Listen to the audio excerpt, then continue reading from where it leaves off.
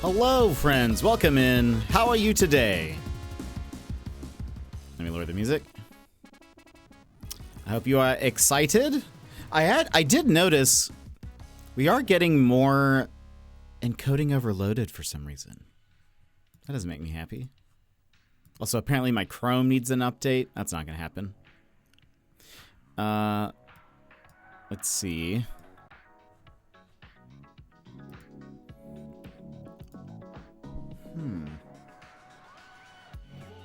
I'm going to see something. If I delete that from here.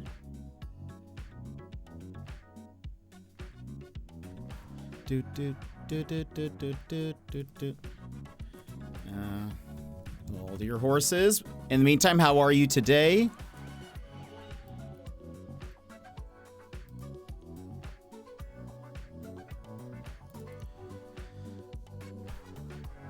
Did I refresh this? I did. All right. Let's go ahead and move on over here. Welcome in, everybody. How are you today? I actually wonder, for today, mods, I'm going to take down the thing. I want to see if it's that. It's weird if it is. But I just closed them all out. Just to see if things run smoother. But I am noticing that we are getting some encoding overloaded. Which is strange. I feel like my encoding is overloaded. Fair. I feel like we're all feeling that way. How are you all? Let me, starting down here. Emmers, your first Emmers, how are you today? Gilmore, hello. How are you? How's it going? It is a Jet After Dark stream today. We are playing Chicken Police 2 Into the Hive. Very excited. Brad, hello. Jonzo, welcome in. Brad with the 120 stream streak. That is incredible. How's your day going? Joss, welcome in. How's it going? It does feel a bit choppy, doesn't it? Yeah. And I don't know. I mean, yeah, I don't know what it is. It actually could technically be. So we'll, I guess we'll see. There could be a few things. Again, I did update my OBS to the 31 beta. Maybe that's part of it. Maybe it's not ready for Max quite yet. But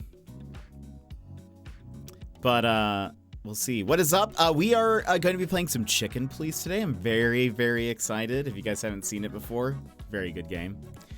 I was watching Best of Disco Elysium reactions while I waited for the Jet stream. Incredible. Have you played Disco Elysium, Chonzo?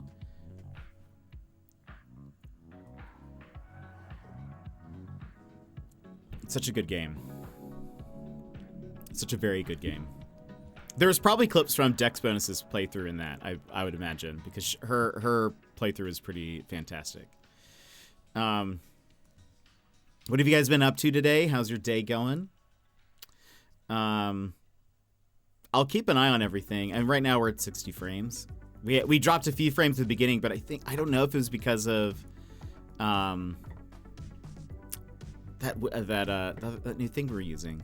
It feels weird that it would be that, but I got stuck and couldn't progress, but I loved everything I played. Need to go back? You do need to go back. It's such a fantastic game. I love how like different every playthrough of it is too. Depending on like what archetype you chose at the beginning and all of that, it could be a very different experience based on what you succeed and fail and stuff. I'm in the Disco Elysium subreddit, and there's actually there was like a post someone made of like, these are my favorite character portraits in the game, and there were a few characters I did not see at all in my playthrough. I have no idea who they are. I am like, I need to play it again so I can like try to figure them out. Suzaki.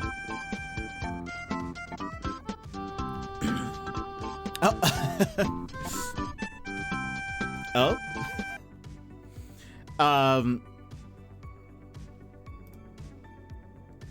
Oh, that's funny. So, apologies, your raid message is being blocked by our auto mod. We are family-friendly stream, just as a heads up. But Sasaki, welcome in. Deathclaw, hello, how are you? I hope you're having fun with Dragon Age. How was Dragon Age? Let me give you a shout out here. Oh, I already did that. Oh, Emmers did that. Thank you, Emmers. Look at you. You beat me. Beat me to the punch. This Sasaki is a British streamer who enjoys a cozy, chaotic gaming experience. They mostly play single-player games with a focus on first playthroughs and no spoilers. Recent streams include Dragon Age, Life is Strange, and House Flipping. Expect a relaxed atmosphere and plenty of laughs, even if they die a lot. Blame Frosty Tools. I will. I will. He wrote I know. I will always blame Frosty Tools. That is very funny though. But thank you guys so much for coming in. I have a little video to play for you real fast, so you get see you know who I am. Enjoy. Hi Raiders, I'm Jet, your fourth favorite streamer. Yeah, fourth. You know, the guy you end up with when your favorites are offline and you misclicked my channel. Before we dive in, snapsicles, this is a family-friendly stream. Please keep your chats cozy and clean or my mods will be on you like a pack of wild pumas. Looking for a triple threat? Gaming, chatting, and looks? Well, let me tell you why I'm called Triple Jet. When it comes to gaming, we dive into puzzles, indie games, RPGs, and mysteries. But the biggest mystery of all will be why you're still watching. Like to chat? Well, we get so derailed it's like we're a train to nowhere and I'm your conductor. Choo choo. And when it comes to looks, I am like the solar eclipse, best not to look at. Now, if you want a good streamer, follow the creators I just linked in chat. They will obliterate my stream like a snap from Thanos. Mr. Bezos, I don't feel so good. But if you like the wonderfully wrecked vibe of a beat-up pinata, then you're in the right place. The candy's mostly gone, but we can still keep it sweet. So drop a follow and we'll make this Siesta Fiesta the absolute besta. Got a jet? And welcome back. I couldn't tell if my mic was muted or not. Welcome back. I hope you guys are having a fantastic day. We are going to be starting a new game today called Chicken Police Into the Hive. It's the second game in the Chicken Police main series. They have some spin-off games. Very excited. This is a Jet After Dark also. The game is, I assume, a bit more mature. I still don't feel great, Mr. Bezos. So true. Oh, Pods, welcome in. Chicken Police, let's go. I loved the first game. If you have not played the first game, apparently this one is it's still the same characters, but apparently it's pretty self-contained. So you shouldn't have to worry about any major spoilers, I guess, of the first game. And yeah, so I'm very excited. I thought it was a good story. It is a good story. The first one definitely was. But yeah, it's also just a very different game. I remember the first time I saw it, I was like, what am I looking at right now? The characters are so bizarre. If you guys haven't seen them, they're like human bodies, but with an animal head. So they have human hands and stuff. It's really weird, but it's wonderful. But the first one was pretty much all in black and white. This one, I think, has the option of either black and white or in color. By the way, that's why the background is black and white. Thought it'd fit. What else? But it should be a good time. Oh, I will say, we're not getting into the game quite yet. But in the case you do need to take a look at it, the game does include violence, partial nudity, tobacco and alcohol abuse, and in-world racism and discrimination. So, if that's not something that you want to, interact with, that's totally fair. I totally understand. But it's a very fun game. So, I assume it will be because of the first one. That first one was so good. I'm expecting this one will be great. So. I'm excited. But before we get into all of that, how are you all? Oh, Ponce, have you played much of Apex yet this season? Can't believe we'll see nude animals. The first one had kind of two sort of risque sort of scenes. There was someone who's murdered was naked. It was a gazelle lady. So you kind of saw her like her backside, and then you go into like a, what's it called? Akato, welcome in. How's it going? You go into like a brothel in the first game. Are we being racist in favor or against chickens? Actually, the chickens are fine. It's for the most part in world in Chicken Police. The people who are mostly discriminated against are the insect people, which in this game, Into the Hive, is probably going to involve like a lot of that. So I assume there will be quite a bit of like in-world talk. It's the game, if you're not familiar, it's also kind of Zootopia-ish if you consider like jetpack to the moon. How Zootopia had like the predators and prey More separation. Than 31 months since I met you playing Squid Splat with Square apparently. 31 months, Vix. Thank you so much for the resub. That is amazing. That was some good times playing some Splatoon. But how are you? How's it going? Oh yeah, I completely forgot about that. I was just playing Lifeline's update, so good. I haven't played yet this season.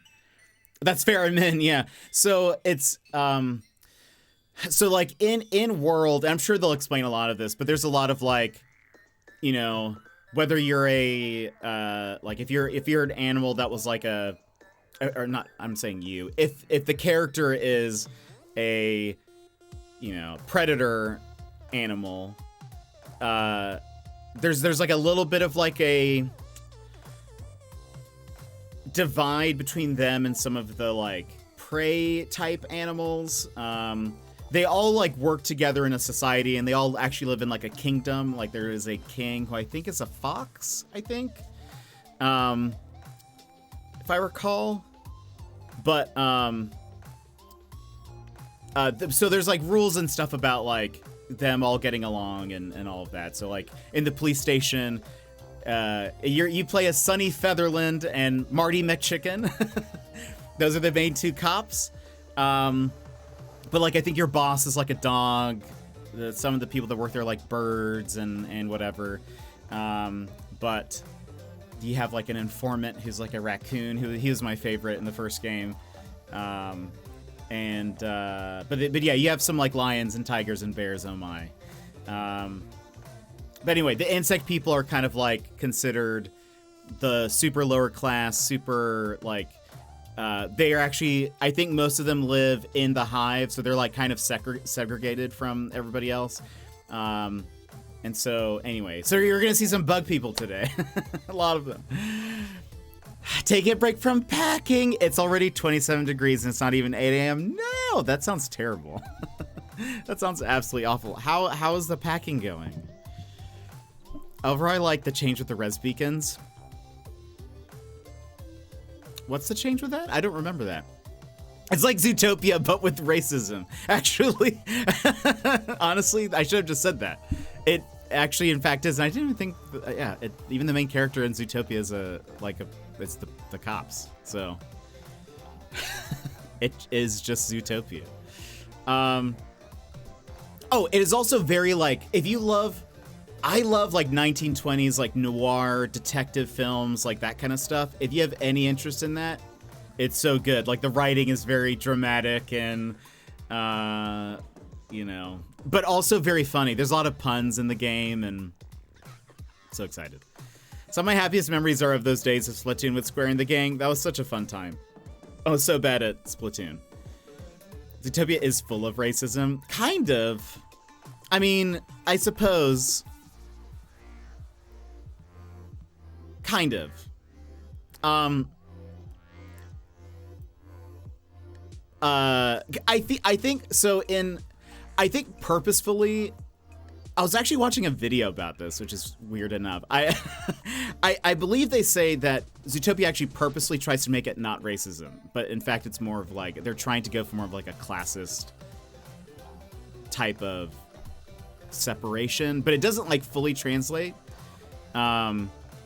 But I believe I remember hearing like story, like when they were writing the story, they were like, we don't want to like make this like a racism allegory because it doesn't work fully. if you like really look into it, it doesn't fully you know, translate. But I think they say it leans more towards actually being kind of like a classist separation. But Now you can use Res Beacon, but it's instant instead of 1 hour. Oh, right, when you call in like a mobile respawn beacon. Yeah. That's nice. That's very nice. I do remember reading that. I was thinking like the just like the ones that are on the map.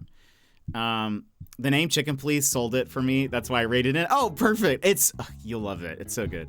Nearly done. Just need to pack up the car and we head off tomorrow morning. I hope that goes well. Moving, I find, is literally the worst. I've moved quite a few times just in general, like moving from different states, but even within the same city, like in Anchorage, I've moved.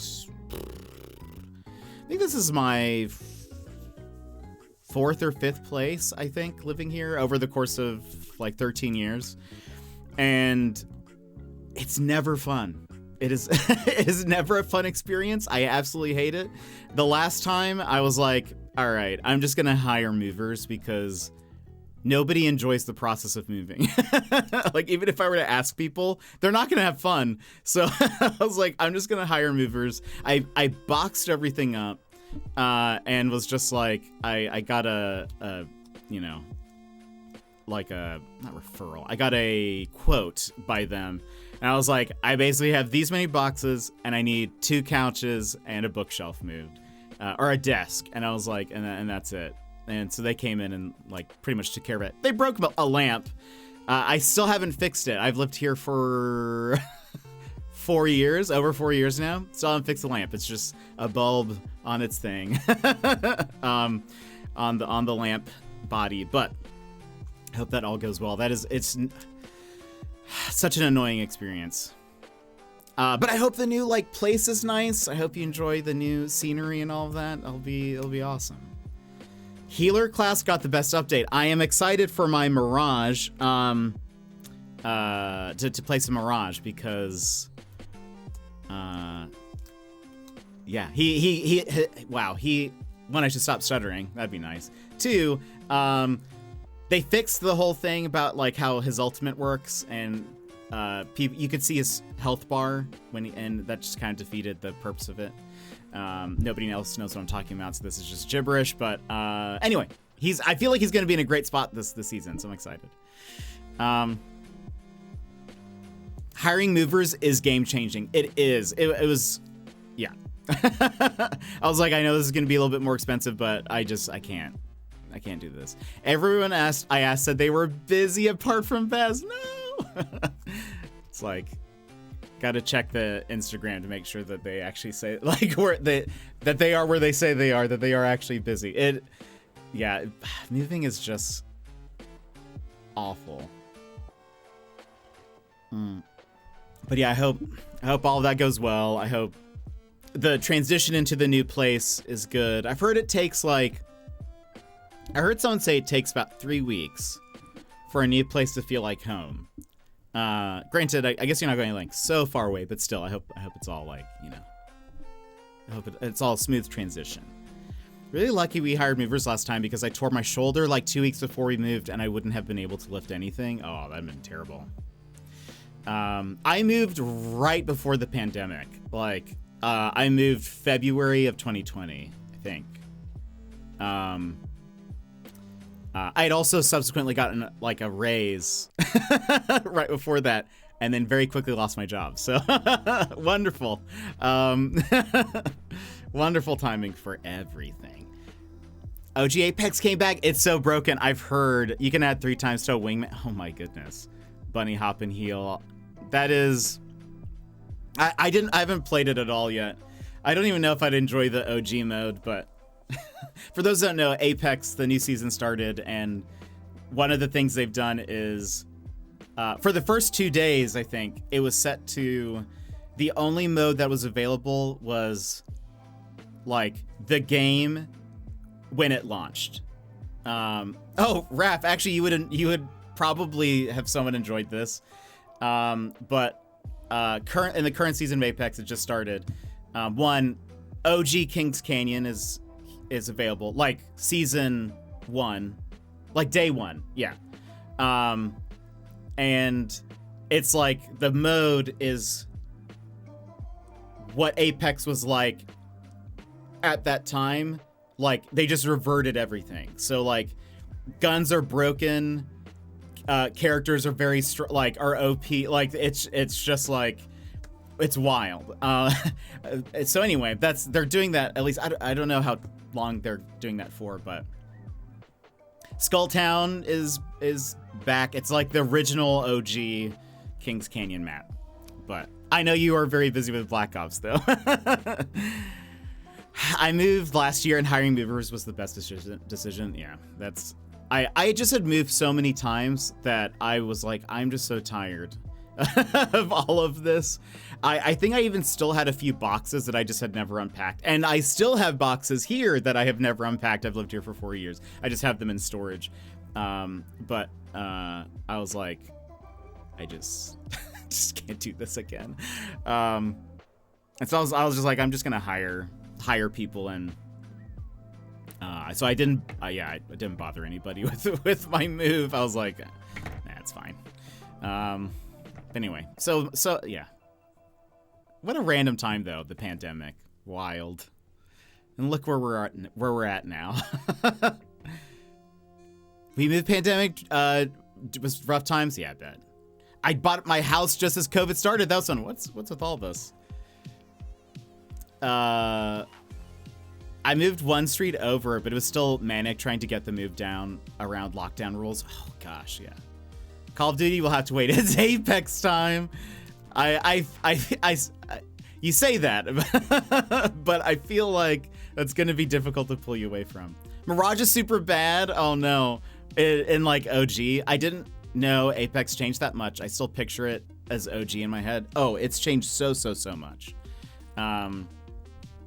Like huge changes in how armor works, and I mean, lots of balance changes to the characters. In this mode, they've reverted all of those things too. So like, characters are pretty, you know, they're sitting in some pretty good spots. I've noticed in any BR I've ever played, I love the OG map and hate every new map after that. I don't like change. Maybe that's what it is. It's just a hesitation to change. My garage still has unpacked boxes, and from when I moved here 4 years ago. Yeah, same. We have boxes that were never unpacked when we lived at our old house, just no space. Now there is no unopened boxes, and I have the storage organized. Oh, that sounds wonderful. I wish I could be that more proactive, but I think because it's just me, I'm like, if I need something, I'll go find it. And part of me is like, wants to just clear them all out and be like, well, I haven't needed anything, and I haven't opened this box in years. Maybe I should just throw it away without looking inside. Would I miss anything? I don't know. It's like all of my official documents are in there. We lived in our current house for 2 years and still haven't put up our pictures. We got boxes unpacked though. That isn't easy. You're doing great. You're doing wonderful. Oh, also, I was watching, also, without actually getting to politics, I was watching Ludwig's election stream yesterday, and more people voted in a poll in his stream than people who voted in the election in Alaska. Fair. It probably also depends how many people he had in his stream, because we have, as a state, like 700,000 people. So $1 million Pokemon in that box you haven't opened. That would be wild, because I've never bought any Pokemon cards. Too much to bear. Welcome in. How are you? First thing I do in a new house is put up pictures. It's the thing that makes my new place feel like home. That's fair. I don't actually have, well, is that true? It's kind of a lie. I don't really have photos of anything. Of me. I mean, imagine if I did. It's just me.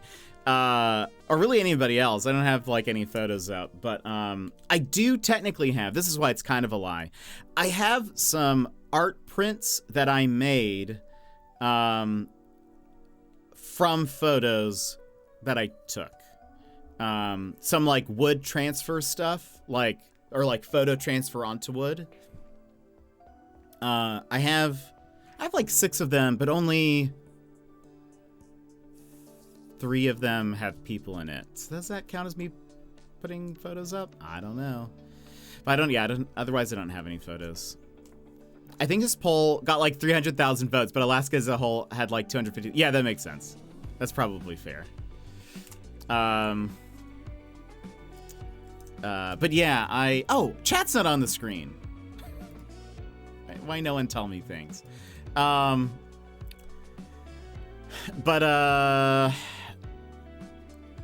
I don't know. I don't have any photos. I have like photos in my desk that occasionally I'll like, as I'm sorting through trying to find a pen, I'll be like, oh yeah. So yeah, I have some photos in here. I won't show them to you though. Most of them are with people that I'm not friends with anymore. Is that sad? Anyway, let's change the subject to something happier. I hope everyone else is doing great though. Don't know how to pivot. Those kinds of photos? No, just photos of people that I'm not friends with anymore. Just friendships long past and ended. So, you know how that be.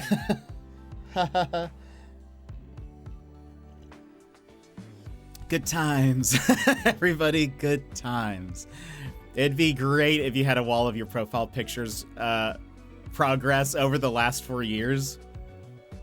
I have not changed actually the only profile photos I've changed most recently, well, I'm gonna say Instagram, Twitter, and Twitch, which is predominantly what I use, so that's fair. But I feel like I don't change it all that often. Rob, welcome in, Rob. How are you? I feel that very much. Yeah, I don't know. I like having photos, even of like times and people that I don't like see anymore or am friends with, because it's still something about it that's very like, I don't know, it captures the memories, or like I can still remember like the good times, I guess. It was the best of times, it was the worst of times. But it still lets me like kind of remember those moments, I guess. And so I do like having like, just the memories, I suppose. But I don't know. I feel like I feel like a therapist would say you need to let go. But having an adult friend breakup is a wild thing. Oh yeah. Yeah, for sure. I have had many though, so it doesn't feel as wild to me, I feel like, as it might to some people. But hope you're doing good today. I'm actually doing fantastic today. I hope you're doing all right. I know you said you're but I hope things get better. Friend breakups need to be taken as seriously as relationship breakups, I reckon. I think that is true. And well, I am of the variety, we've talked about this on this stream before, I am of the variety that I think friendships should be taken as seriously as just like any other kind of relationship. Because I think, IMO, if you were to ask me for my O, I would say that IMHO, I think that friendship takes work, and you actually have to put in work to make like friendships last and all of that. I feel like if you were to ask Reddit would say if friendship or whatever takes any bit of work at all, you just gotta cut those people out of your life. You gotta don't do anything for anybody else. We're all very cynical and whatever. But I think I think the friendships that have had the most like meaning and like have been the most beneficial have been ones where like both of us worked and put in work into our friendship to like, I don't know, make things better, I guess. I don't know. Like, I also I could get on so many soapboxes upon soapboxes of friendship, but anyway, I'll spare you all. I'll spare you all. Sazzy, welcome in. How are you? Sometimes you gotta let it go, like Frozen. Fair. That's also fair. Oh, for sure. I had someone who had to come by and pick up stuff they left at my place. Oh, that's awkward. Every ship is important. I agree. Including Mario Brother ship. If not, it'll sink. You see, I think that is, you know, I feel like it's a good analogy. As well as can be expected with the marking period ending. Well, that's, you know what? That's fair. But yeah, I think friendships take work. Sometimes they're not going to be always even amount of work. Sometimes, like, you go through seasons where, like, you're doing more work to like, be a friend. Sometimes they're doing more work for you if you're going through a hard time. So it's like, I don't know. It's a lot of back and forth, but it's not always even. And I don't know. I think it's worth the work. That's what I say. But don't take my word for it, because I've had a lot of people who don't like me and don't like being my friend. So, so that's, take that with all a grain of salt, my friends. Be wary of the quote unquote friends who put in zero effort. That's also true. I'm not putting any effort in, then, you know, it's probably indicative of something. Oh my gosh, Raph. Unbelievable. Not gonna even read that out because I know that's not true. Oh wait, what? I have to put in effort? Yeah, I know, right?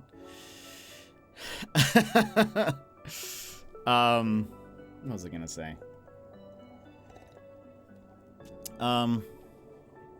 No wonder I don't get any notifications on my phone. Yeah, sometimes you have to put in effort. Sometimes you have to put yourself out there. I've told this story before. When I moved to Austin, Texas, many, many moons ago.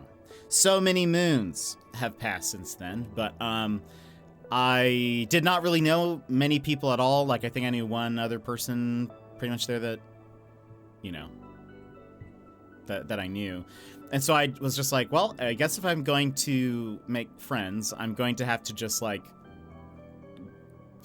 throw myself out there and just see if, you know, people want to hang out or whatever. So pretty much anytime I saw anybody, anywhere, like if I was just out and about and I got even a whiff of this person seems kind of cool, I would just ask them if they would want to hang out at another point, like either grab some lunch or whatever. And I got yeses, I got some nos, I got an I don't know one time. And I asked that person if they wanted to get food, and they said, I don't know. And I said, do you mean like you don't know if you don't want to get food right now, or if you don't want to get food ever? And they said, I just don't know. And I was like, okay. So that was a no. That one ended up being a no. We never hung out. But I think through that, I definitely like got better at just sort of, like putting myself out there and not caring, I guess, if I got so used to the no's that it was like, well, you know, that seems like that is the worst that could happen at this point. You know, I don't think anyone's gonna be like, no, and I'm gonna beat you up. So I don't know. You get used to that, and then it helps, and then you're able to like, you know, get better at it, and hopefully you'll find some friends. But what a response. Yeah. It was looking back, it's a very awkward situation. But I think they kind of made it awkward, I guess. They could have just said no, but I think that I don't know, and then me being confused, like, I just need some clarity. Do you mean like, because we don't have to get food now, if that's what you're saying. I wasn't saying, do you want to get food now? I was just saying, like, at some point. Anyway. I ended up making some friends while I was there, so that was nice. We played a lot of Super Smash Bros. It was a fun time. You should play Minabo. There were times when I was playing it. Oh, that's the like turnips? Are you turnips or mushrooms or something? When I was playing it, where I was yelling, "I need one more friend. Why won't you be my friend?" Gosh. But I really respect that the you asking part. Turnips, yeah, that's what it is. Yeah, it was.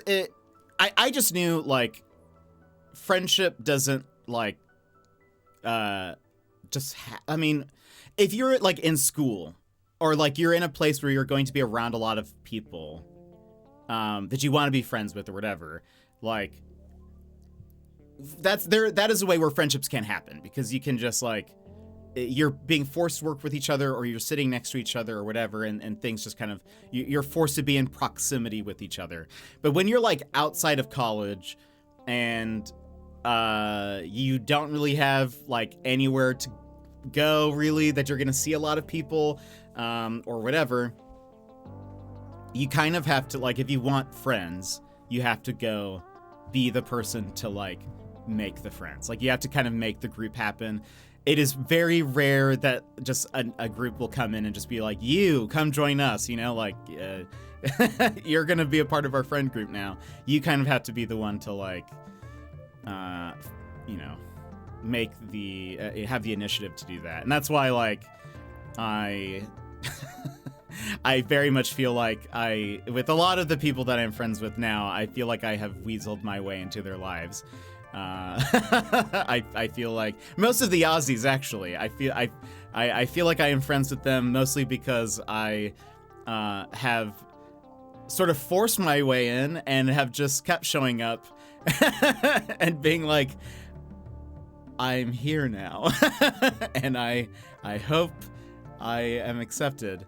But anyway, I went to a bar to watch a cover band. Bumped to a guy who said he was just moping around, so I told him to come along with me. And my buddies felt like picking up a stray cat.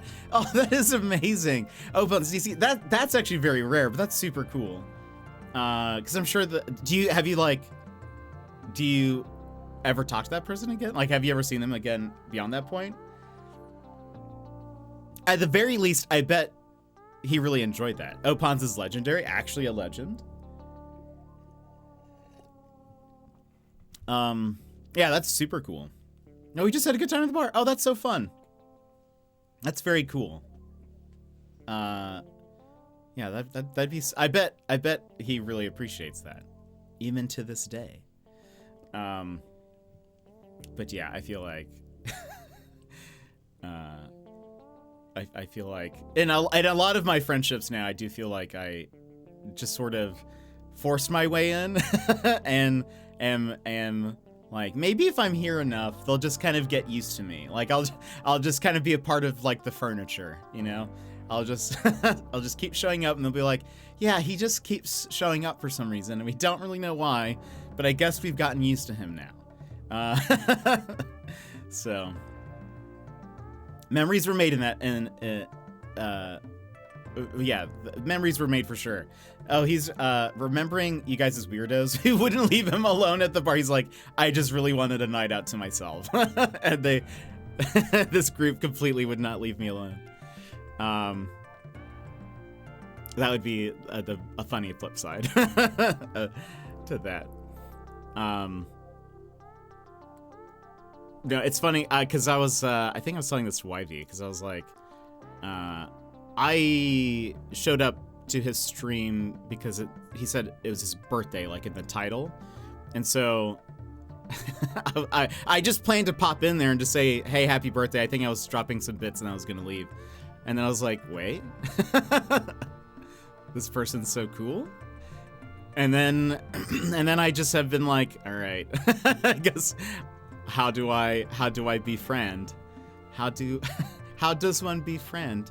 My bestie has gone to so many concerts and ran into the same people while there that they have started seeking her out. So she has people to rock with since she goes to the concerts alone. Oh, that's so fun. That's super cool that she's kind of developed friendships like that. I think I'm very like, when I am out and about, I'm very like, I've said this, that I just, I promise I like people. Like, I promise I don't absolutely hate people. I think when I'm alone, though, and, like, if I go to the movies alone, or if I go out to eat by myself or whatever, like, I'm not really looking to interact with anybody. And I think if someone tries to interact with me when I'm like that, I am immediately like, what do you want? Like, I am trying to figure out if this person is trying to mug me, or like if I am in danger in some way. So I just, like, I don't really talk to strangers, or if they do, I don't know. It's very brief, and it's very, like, suspicious. I'm like watching for my exits, looking for. Some people call me paranoid. I don't know. I don't know why. I mean, I've never heard anybody tell me that I'm paranoid, but I know they do. That's a joke. It's a paranoia joke. Trying to think. There was one time. You got okay. I feel like it's not paranoia if they really are out to get you. I know, so true. So this is something that happened once. I've never really told anybody this story. You guys are getting exclusive lore and content today. I've never told anybody this story. And I don't know. I don't know if you guys will like this or not. But this just kind of shows how, like, I don't like talking to strangers. And if you're going to, like, approach me, I don't know, don't waste my time. But one time, I was leaving the mall, already in a bad mood, because I was at the mall. But I'm leaving, and I walk out, and I walk out, and a girl, probably like early 20s, walks up to me, like almost gets in my face, like is a foot away, and she looks at me, she says, "I love you." And I say, "Get out of my face, you don't know me." And I just keep walking past her. And I just kept going, because I was like, I don't know you. Why are you talking to me? I don't care if this is some kind of social experiment or whatever. Don't waste my time. Nope. So anyway, that's kind of my personality. I promise I'm nice, and I promise I do like people and talking to people. But I also I am somebody, I hate fake people. I hate fake friends. I hate when people try to, like, make you feel like you are better friends than you are. I've said this before. This is a pet peeve of mine. I don't like when, like, you go to a restaurant and the waitress calls you, like, sweetie or honey, or like those kind of, like, terms of endearment. I don't like it, because I'm like, you don't know me. I'm not your honey. I am a customer just trying to get some pancakes. Can I just get the pancakes, please? Play it cool. I don't know you. Yeah. I mean, it wasn't like I wasn't nervous or anything. It was just like, why are you talking to me? Save it for somebody else, bud. I love you. Get away from me. So true. I'm usually on the opposite side of that. But yeah, I don't know. I think that's so bizarre. I think, again, it was like, I don't know what she was doing. If it was like, I could totally see it being like an art project, like, approach so many people, tell them you love them, see what reactions you get, or whatever. I didn't see anybody else that was like, nobody was recording. This is several years ago. No one was like in the distance recording or anything, so it wasn't like, you know, like a TikTok thing or whatever. But I'm just like, why are you talking to me? I don't know you don't know me. don't say things you don't mean. So, anyway, but yeah, again, like pet peeves when people are like, waitress calls you terms of endearment. I don't like that. I don't like especially if it's a salesman, but if anybody who's actually not my friend, if they're like, if you go to like a car salesman place and they're like, oh, hey friend, like, they try to butter you up and kind of like, oh yeah, they're like kind of joke with you or whatever. Immediately that like sends signals to my brain like, you've got to watch out for this person, like don't trust what they say or whatever. I just get, hey boss. That's a very salesman thing. Scrolllock, welcome in, how are you? I hope you're having a good one. But yeah, that's just a weird pet peeve of mine. I don't like it. So, because I think part of me is like, I only use that sort of language with people who I really mean it. So like if people say it to me and I know they don't mean it, like I know that, like, again, the salesperson, they don't know me, this waitress or whatever just wants a good tip, which fair. I know what's funny is I know some people who like love it when people do that, like prefer when the like whether it's a waiter or waitress is more like friendly in that way. I know people who prefer that because they think it's more like welcoming or whatever. For me, it's not. It's very like, I don't know you.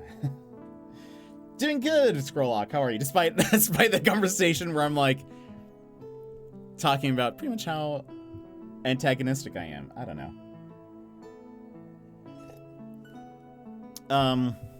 And then sometimes I wonder why people don't like me. Is it because of all of this? Probably. It could be a number of things, but this could be part of that, part of the math equation. What was I gonna say though? Do you get does that bother anybody else? Like if you get called like words of affirmation or not words of affirmation, terms of endearment, that's what it is. Lots of people don't like me. There could I could probably I feel like I would be able to like staff a full NFL team of people who don't like me. So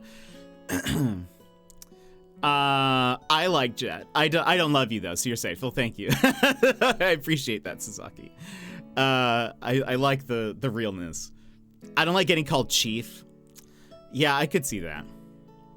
I don't think I've ever been called Chief before. No one really calls me boss either, I don't think. I don't really have boss energy. Like mini boss, maybe.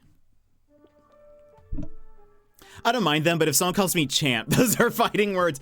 I have heard that very specifically for Australians. The champ is like a very negative, like condescending kind of tone. Or like, that's how it's taken mostly. I've heard people get called champ here. I don't think I have ever been called champ, but no, I don't think anyone would take it offensively here anyways. Still no news on Deltarune. I've never played Undertale or Deltarune. Well, I played the first boss, the flower of Undertale. I was like, oh, neat. If someone calls you champ, they want to fight. I'll keep that in mind when I'm over there. If someone calls me champ and I'm like, I start being friends with them, like, oh, this guy's so nice. He keeps calling me champ. You guys are all like, get away. I played this game and it reminded me of Twitch All-Stars or the fake fighting game we had talked about. Oh, really? Which game? Well, you just had 2 tracks of Undertale. Yeah, it's in this playlist. The music is very good. I feel like Champ is used more here for kids under 5. I think that's why it sounds very condescending, I think, to a lot of people. Jed posted a meme I just saw, thought it was good timing. Wait, which one? What you mean? Oh, Jet I. I was like, I posted something? When did I do that?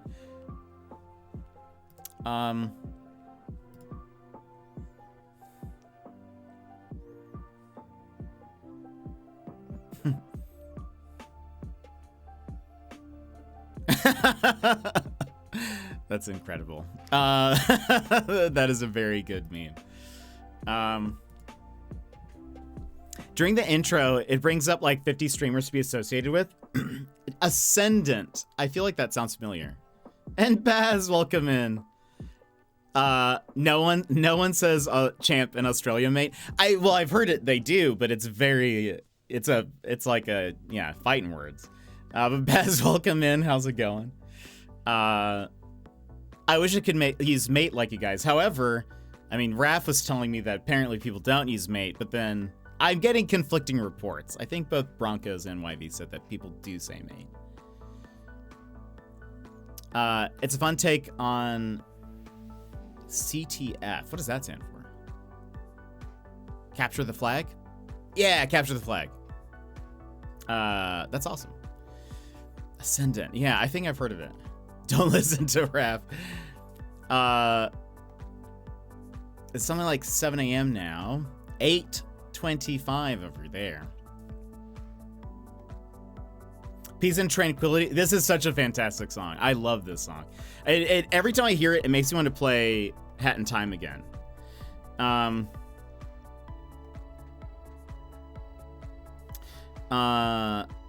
But I think some of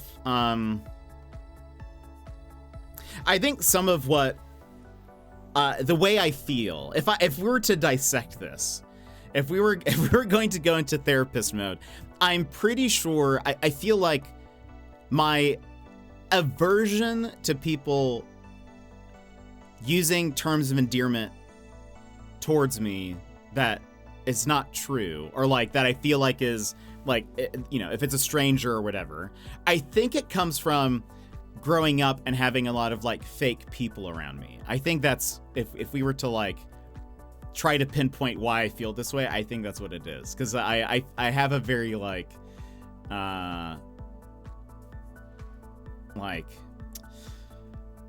extreme reaction to that type of stuff now, because I'm like, I'm over it. I've had so many like either like fake friends or people who were just trying to, you know, use me for something or whatever, that I'm just kind of like, you know, I have no time for this. So anytime somebody is like trying to make me feel a certain way about them by, you know, trying to butter me up with words, I'm just like, I see straight through you. And in fact, it's doing the opposite now. I've never heard anyone under 40 say mate, except for Broncos when he's meeting someone he doesn't know. That's right. That's what you said. Now we've started something. I love mate. I think it's so good. Since there are a few Aussies here that haven't heard this story, I don't think you've heard this story. I worked at a Best Buy a long time ago. This was before I moved to Alaska, probably like 14, 15 years ago. And while I was working there, I had a customer need help, and he was the first Aussie that I've ever met in person. He was wonderful. And at the end of the whole thing, he called me mate. And I think something switched on in my brain and in my heart, where I was like, I've never known I didn't know I needed to be called mate before, but I do. And so it just, I was just like, please don't go. Obviously I didn't say that. But I like very much at, like in the middle of it, when I was like, oh, this guy's super cool. I was just like, oh, do you need help with something else? Oh, you're looking for that thing? Hey, I can help you find it. Let me keep talking to you, please.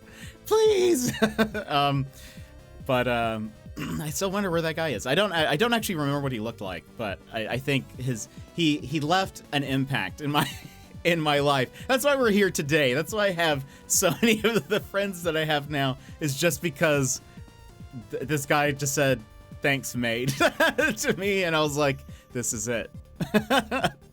Love at first Aussie, yeah, 100%. You looked him in the eye and said, "I love you," and he screamed in your face and ran away. I did not scream in his face, in her face when she said that to me. I just said, I can't, because I can't scream. I can't yell. I don't have like a voice that can yell. I was just like, no, you don't. Really, you don't know me. I'm walking away now. Goodbye. She just stood there. I mean, she didn't say anything. I actually don't even know if she turned around. But I didn't turn around, so I wouldn't know. I'd like to think that she didn't. I like to think that she's actually just a robot. A glitch in the system. Anyway. But yeah, so that's how I never knew I needed to be called mate, and then it just, I've had a need ever since. It's like it was like a drug to me. I took a hit and I needed it. I needed more. So it's so crazy to think that he'll have zero memory of you, that we could all be having a big impact on someone's life without even realizing anything happened. That is so true. And I think that's why it's like, you know, it's cool how some of that stuff happens. And I think even of Twitch and stuff, it's like, to a degree, like, you never know who's coming in, and you know, if they'll remember your stream just for something small or whatever, or you know, the people that you know, interact with and stuff. It's kind of cool. But yeah, he, like, I've literally thought about this person a lot. It's kind of funny. I never got his name. Couldn't really tell you what he looked like. He had, you know, like an Aussie look to him. That doesn't help. I keep chasing that rush. Exactly. That's every time I pop into an Aussie stream, that's what it is. So I'm chasing the chasing the rush, trying to feel alive again. You're beautiful. Exactly. That's all I know. That's how I'll know it's, if I ever see that guy again. That's all I know it's him. I'll start hearing that in my head. Even though that guy's like Welsh. Is James Blunt Welsh? It's not just British, right? Or like English, I mean. Right? Or am I wrong? That's the only James Blunt song I know. So I don't really know much about it. Maybe. I don't actually know. Let's find out. Where is James Blunt from?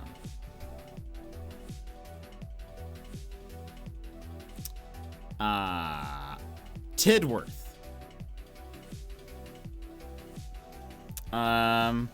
Hampshire, England. Old Hampshire, not New Hampshire.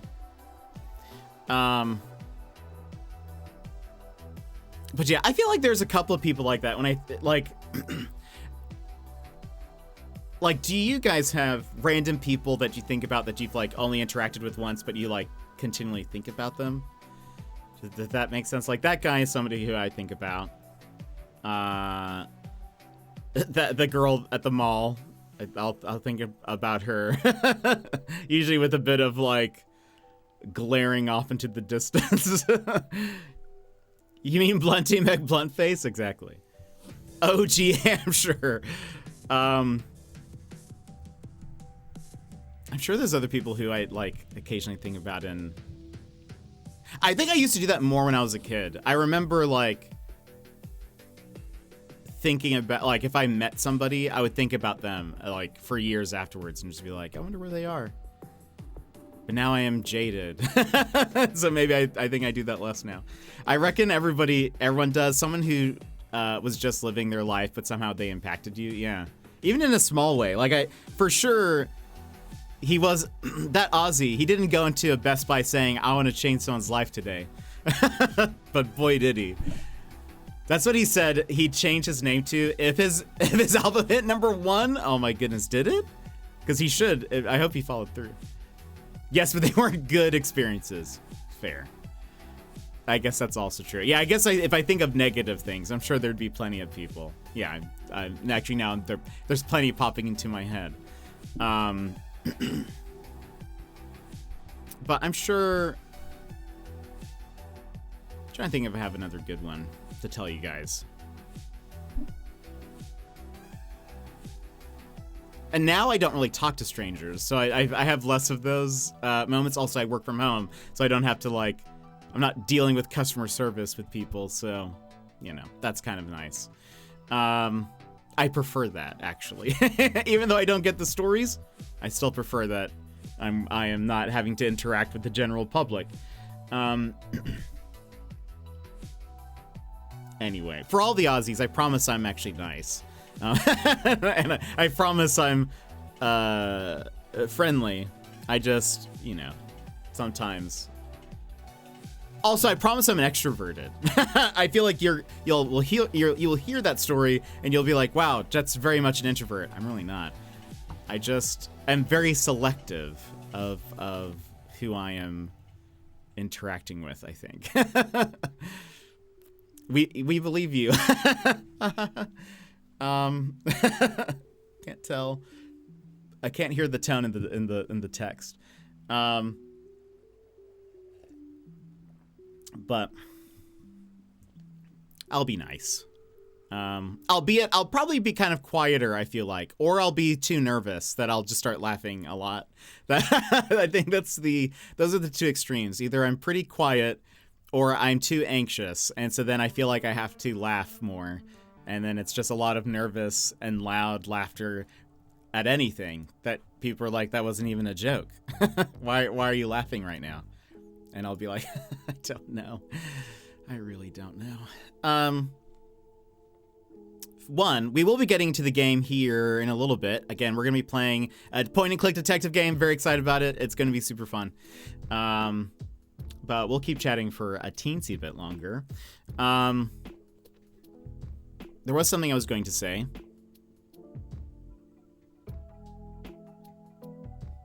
Oh, for those who haven't heard, in January, there will be more details coming soon. But I'm telling you now, in January, around my birthday, January 3rd is when we're going to do this. January 7th is my birthday. But on the 3rd, we will be doing a donathon for the Australia trip. Why is my stream doing so poorly? Why is it doing so bad? Did I change something? Did I mess with a setting somewhere that I wasn't supposed to? I feel like I did something by accident. What's going on? It honestly must be that I updated, or because I updated to the beta. It's there. I have changed nothing. It did not even like that. Do I want? No, I do not want to restart OBS. No, there's something wrong. There's something wrong. Because I've even deleted, so we know now, for the record, we know that it's not that other browser source that I got rid of, because I got rid of all of them. There's nothing else going on. Right? I don't have anything. Boop. I'll just do that. Yeah, I don't. There's nothing. Everything else is normal. So. No, yeah. Yeah, I don't know what it is. It's something with... It has to be OBS. Because I haven't changed anything, and the couple things that I added, I just got rid of earlier to see if things would work. Doesn't seem to... Let's just see what happens. This is probably going to break everything again. I'm moving. Is... I mean, that's working fine now. Well, right. Oh, it's doing bad. I wonder, you know what? Maybe we need to get rid of the emote wall. Phoenix, welcome in. You might be experiencing this at a delay because of I just did a thing. 78. It broke again. Yeah, I know.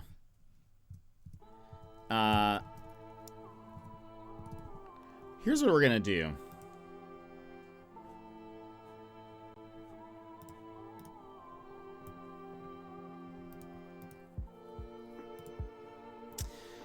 I need to... Hold on, let me fix this real quick, and then we will, I'm gonna fix something real fast that I think might help, and then I'll welcome everybody in. Please hold, because I'm afraid if I don't do this first, it's gonna go terribly. I think this is what I'm using. I'm going to get rid of the emote wall for now.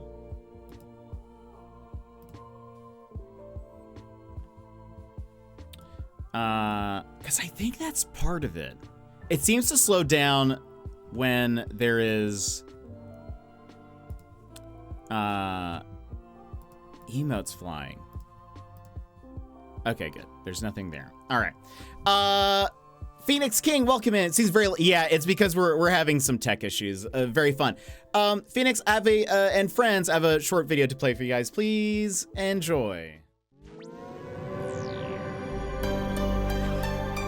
Hi Raiders, I'm Jet, your 4th favorite streamer. Yeah, 4th. You know, the guy you end up with when your favorites are offline and you misclicked my channel. Before we dive in, snapsicles, this is a family-friendly stream. Please keep your chats cozy and clean or my mods will be on you like a pack of wild pumas.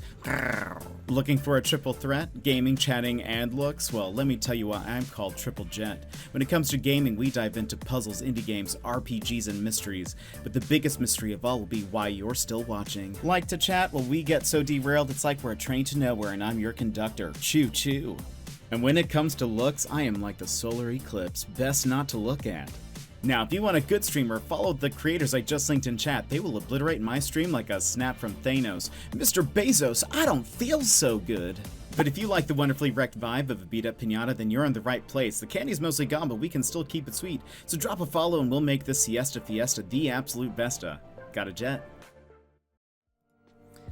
But welcome in, everybody. I hope you're having a fantastic day. I hope our technical difficulties clear up. But how was Terraria? I hope your stream was good. Just dropped you the follow. Thank you so much for bringing your friends here. For those who don't know, I'm Jet, family-friendly streamer, variety streamer. We're going to be playing a point-and-click detective mystery game today. Very excited. I love that trailer. Thanks. I appreciate it. I feel like it's a fairly good representation of who I am. So I appreciate it. But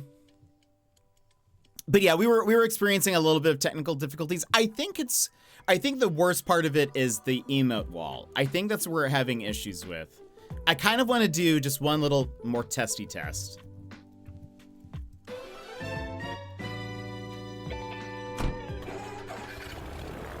Okay, it seems to be fine. I think it's the emote wall. What's going on with the emote wall? It doesn't seem to like that. That seemed to generally be a lot smoother. So, I don't know. What I was saying before is so in January, I'll be having a Australia Donathon, trying to get us closer to our trip. There's going to be a whole bunch of incentives and rewards along the way of doing that. So like there will be plenty of stuff that you guys will unlock and things that we will do during the stream. We might have some spicy stuff. We might do some karaoke. As much as I'm not a good singer, we might do other things that I haven't thought of quite yet, but I'm sure will be very fun. I've thought about having you guys select a tattoo for me from Inkbox, which is like a temporary tattoo place, and I would put the tattoo on my face, so that I get to walk around in the world with it on. But you guys get to see it as I stream. I could be anything. They make custom ones, so like if I could upload an emote, get it tattooed on my face. I could just get the word fart just written in big letters. So really, options are limitless. Other things, you crazy. I'm in, I know. If the first two things didn't get you, other things. It's like the Family Guy episode with like would you like a boat or whatever's in this box? It's like, yeah, I could have a boat, but anything could be inside the box. I bet you have a wonderful singing voice. I don't think so. I think I sing some songs okay. But I don't think I don't have like a good voice. Like some people can just sing whatever and it just sounds wonderful coming out of their mouth holes. But it doesn't usually. I have to like have sung it multiple times. I need to like kind of practice. I have to hear myself singing it so that way I know like if it even sounds good. I've recorded myself singing for a few stream things, just for fun, to advertise like stream anniversaries and stuff.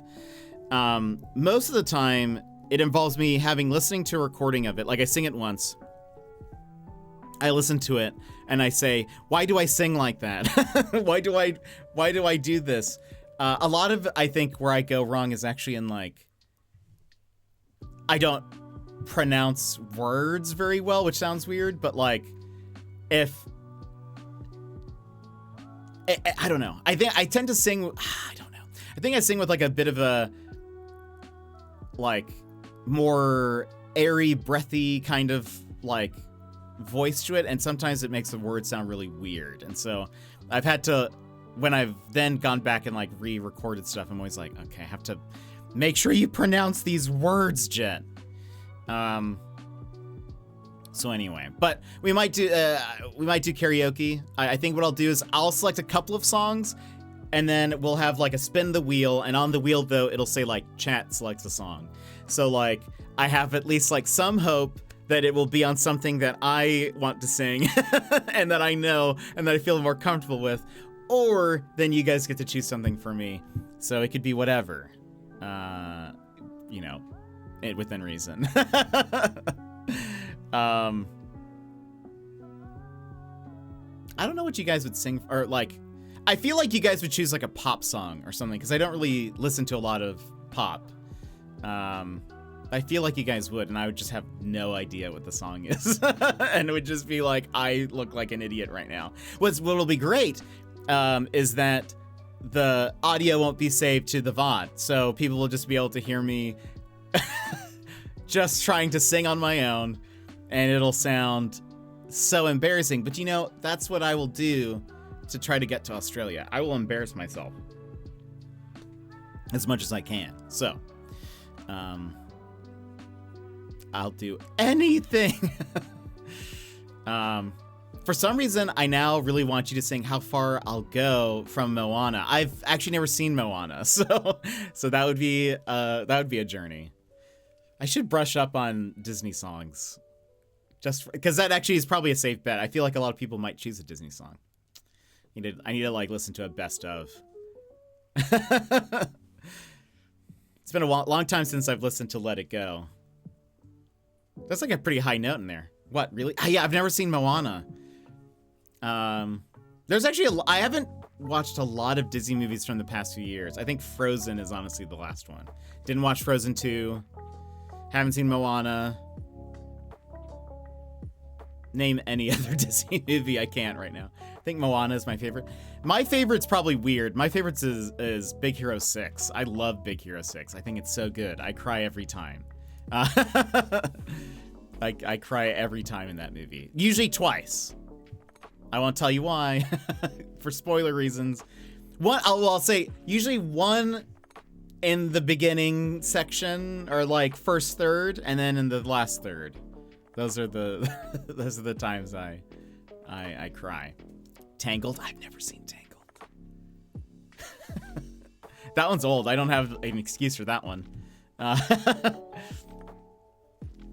There's like random pockets of, like, I love movies and I love film and I love watching good stuff, but I feel like there are just random pockets of things where I'm like, I don't know why I haven't watched that. I think YV mentioned Django because he was watching it the other day, and I was like, I actually love Quentin Tarantino. I've never seen Django, and I don't know why.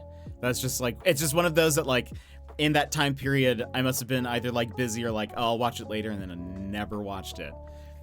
But now I'm like, I should probably watch Django. I've heard it's very good. I like Mulan too. Big Hero 6 was really good. I love it. I think it's so good. It's very underrated, IMO. But I think part of it is also like, I like the superhero aspect because I like superheroes, but then also I like the environment of San Francisco, that it's like San Francisco, but also Tokyo inspired. So that's really cool. I love that. I think it's dope. Tangled is so good. I know people love it. I just haven't, for some reason, I haven't seen it. Mulan is good. Have seen Mulan. I probably should brush up on Disney just as to play it safe in the case it's something you guys select for me, but I could see it. But I feel like I could see a lot of you choosing like a pop song. For some reason, I feel like if Secret were there, she'd want me to sing a K-pop song. And that sounds even worse because I feel like most of them are not in English. There are some that have a lot of English in it, but I feel like that would just be a nightmare. People telling me a movie is good makes me less likely to watch it because I'm stubborn. I get that way with some things, for sure. I think it's like the more it's hyped up, the less I want to see it, I think. Is how it goes. Like, someone can tell me it's good, and I'll be like, oh, interesting. But then once it becomes like, I don't know, if it's like overly hyped, if they're too pushy about it, then I won't watch it to spite them. The Song in the Tavern. I See the Light. That's a Tangled song.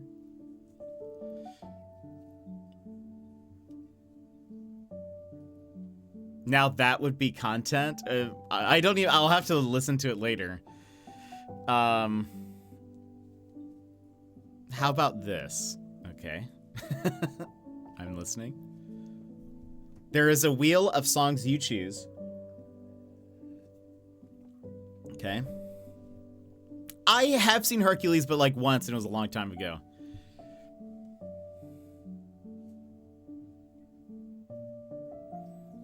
You sound like that hot take guy we know. It's funny. And if chat wants to pick, you put a price in it, like $20 a song. That's funny. Well, okay, so I was thinking we could do a thing, because my thoughts were, for some of the rewards, I think it should be like, okay, so if we reach this goal, for the next 30 minutes, for the next hour, we do this thing, like whatever. It kind of like takes over the stream. And part of me for a minute was like, should I do that with karaoke? Is it like, if we hit this mark, now we do karaoke for the next like 30 or so minutes or something. But then I was like, that kind of sounds like a nightmare for everyone else who has to listen to me sing for 30 minutes. So I was sort of like, maybe there has to be something like, it's like spread throughout. So that way it's like, if this happens, maybe if like you give a certain amount, maybe it spins the wheel. Up to then like the point where we've sung all the songs or something. Or I don't know, or we just keep doing the chat suggested ones. I've actually already started to put together a playlist of like, these are the songs that I would that I would choose if I could. I'm already starting to practice because I'm already nervous at even the idea. And I don't even have to put that on I don't even have to do it. Like, I don't even have to add that to the donathon. We're not even there yet. I'm just trying to plan ahead. In the case I need to like prepare for something or like, you know, edit a video or whatever. So yeah, I don't even have to do it.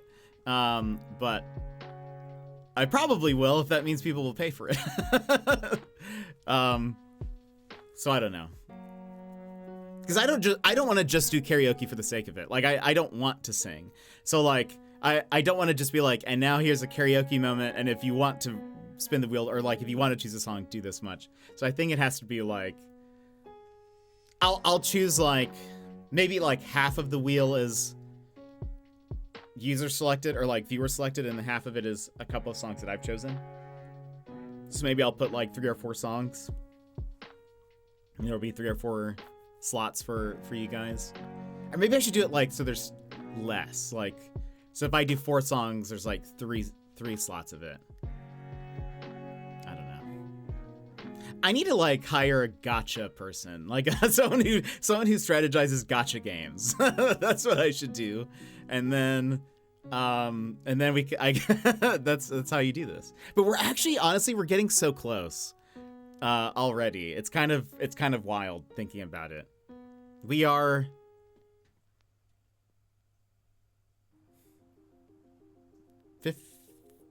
No. Hold on.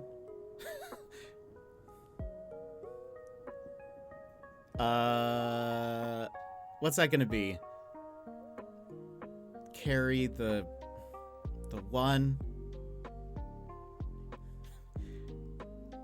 We're like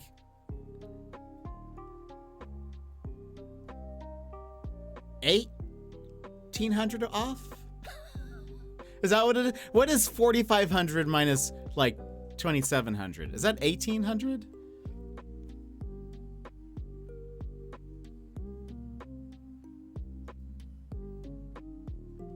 Yeah, look at me. It took me a while to get there. We're like 1,800 off. That's not bad. That's not too bad. That's actually like, yeah. That feels pretty good, actually. So, we'll see. We're getting closer. It makes me very happy. Get the Genshin devs in here. Yeah, that's 100% what I'm thinking.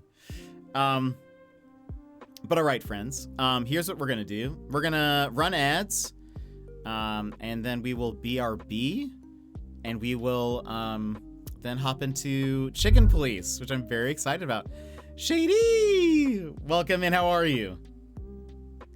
We are getting much closer to our goal, and it's pretty wild to think about, so I don't know. I keep thinking about it. It makes me very happy. One of these days I'll be in y'all's country. Creating havoc. Trying to seek asylum. So we'll see what happens. I did this for no reason in particular. This week definitely searched how to move to Australia. So anyway, we'll see. Maybe I'll have better luck when I'm there. I don't know. Anyway, friends, let's take on that note, we'll take our break. Maybe this is an immigration fund. Imagine. All right, time to BRB. Take this pause to rejuvenate, stand, stretch, hydrate. We will be back in just a few moments.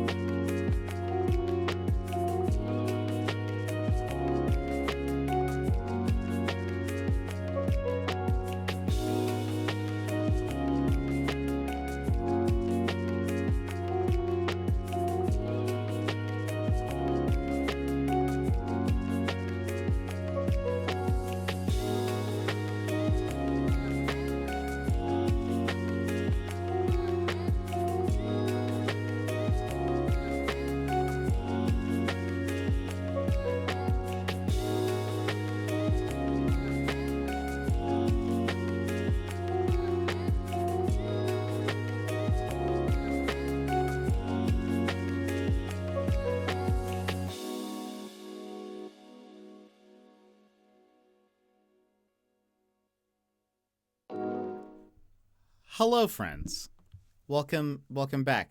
I am also seeing a black screen, just so you know. I'm waiting for the game to load, but we can wait together here in the void.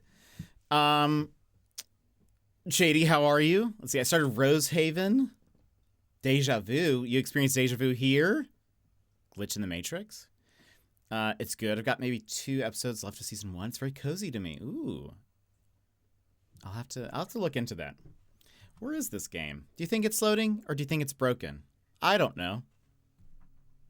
Maybe... Oh. I should have just waited. So, friends, this is Chicken Police, Into the Hive. If you are unaware,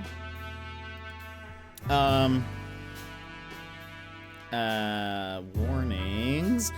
This is a bit more of a mature game than I've played. And there you go, there's some warnings. It contains violence, partial nudity, tobacco and alcohol abuse, and world racism and discrimination. There's probably other stuff that I've missed too.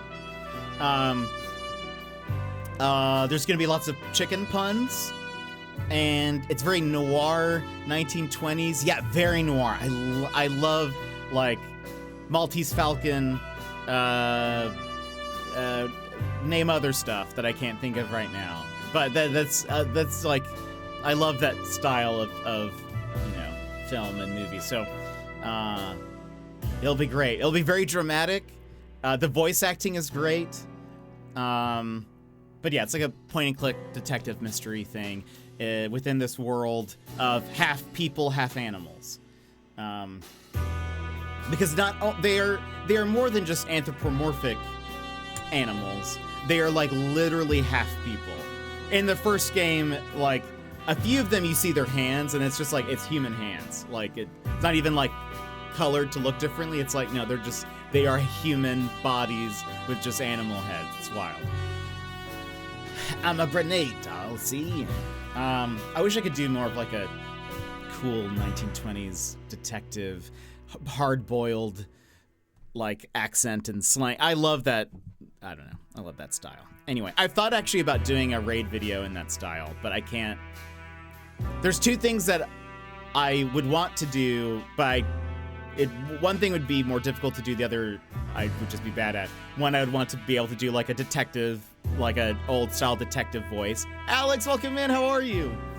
The other thing is I would want to do like, there's that lighting effect that they used to do in the movies where you see like the blinds, shadows over somebody's faces, over someone's face, sorry, like where you see like the blinds, the window blinds, bars, and it's like, I would love to be able to have that effect on my face, but it requires like having some sort of like, I would need to create, whether I have blinds or I have something, maybe I could just get strips of paper and cover my light or something, but it would need to be like very opaque, so it's like stopping the light. Anyway, I'm doing well. We're about to start this game and I'm very excited. I've played the first Chicken Police. It's fantastic. Autoplay is off, right? Okay.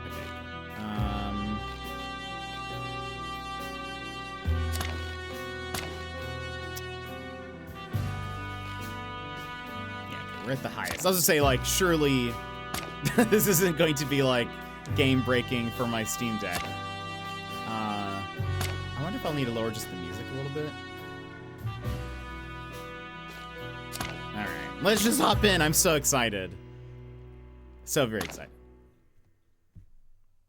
For those who haven't seen like this series before, it's gonna be wild for you, and I can't wait.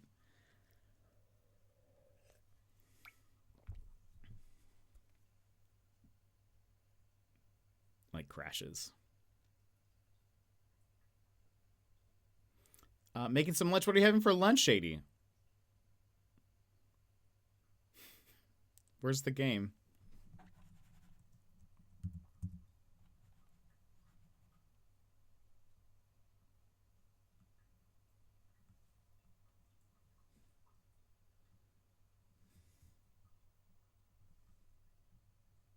Maybe I should...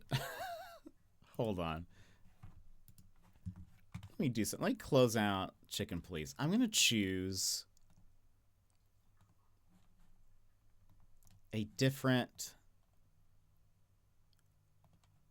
compatibility. Let's do Proton 811. Maybe you'll like that more. Chicken avocado toasty. That sounds nom nom. Sounds very nom nom.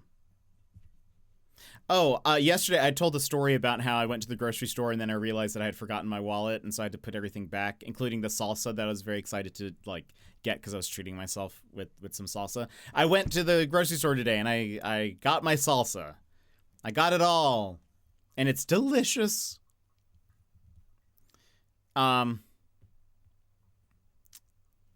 It's all about the game we imagined along the way. Okay, we're back.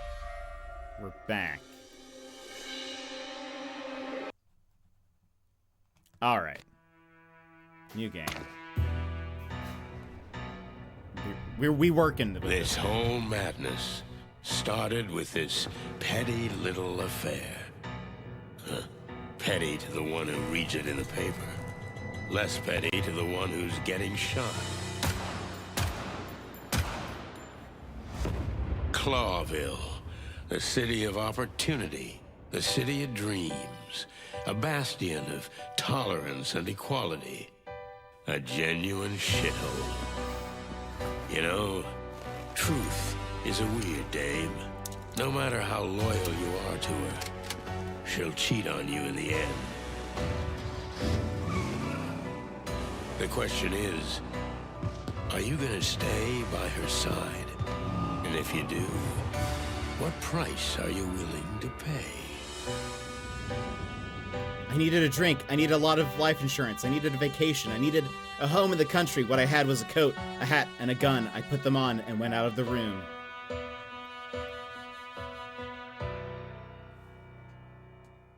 Woo! Makes me very happy. It sort of seems like Backbone Tales Noir. Yeah, very similar. I think the first Chicken Please came up was face down on the ground. Insects may breathe through holes, but this guy had way more than he needed. Probably escaped from the Hive.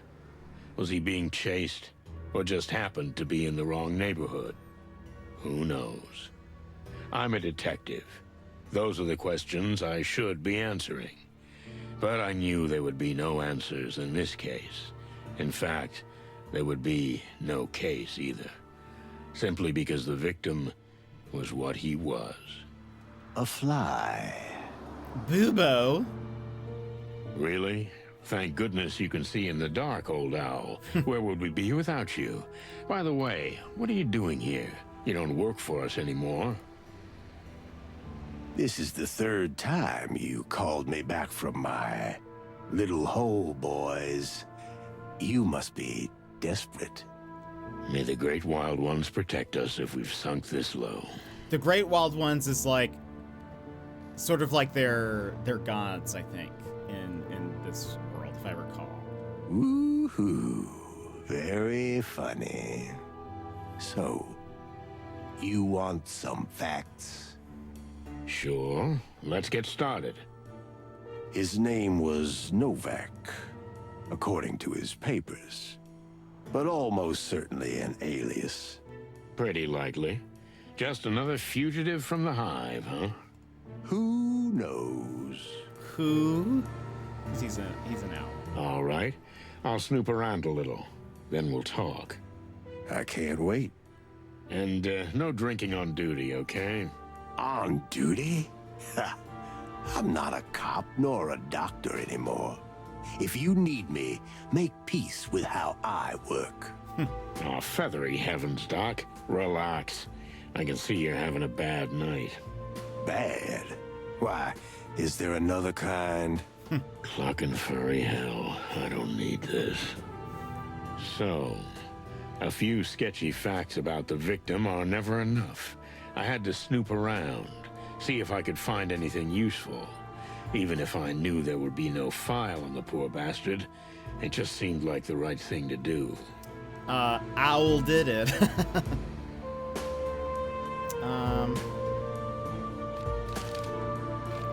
Martin McChicken. That's not us. But that's our partner. Marty has been my partner for over 10 years, and even that time hasn't been long enough for him to really grow up. He's a crazy rooster, but without him, I probably wouldn't be alive. He saved my feathery butt many times, yet for a long time, he felt like a colossal weight around my neck. But today, to be honest, I'd have a hard time imagining working without him. He's my big, white, feather-filled conscience. Dr. Reginald B. Bubo. He's an eagle owl.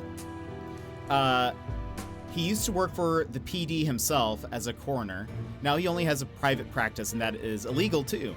He sews up off-duty cops and sometimes even thugs if he's paid well enough, either with money or favors. The old fellow once had a good heart, but time has buried it deep beneath his rickety bones.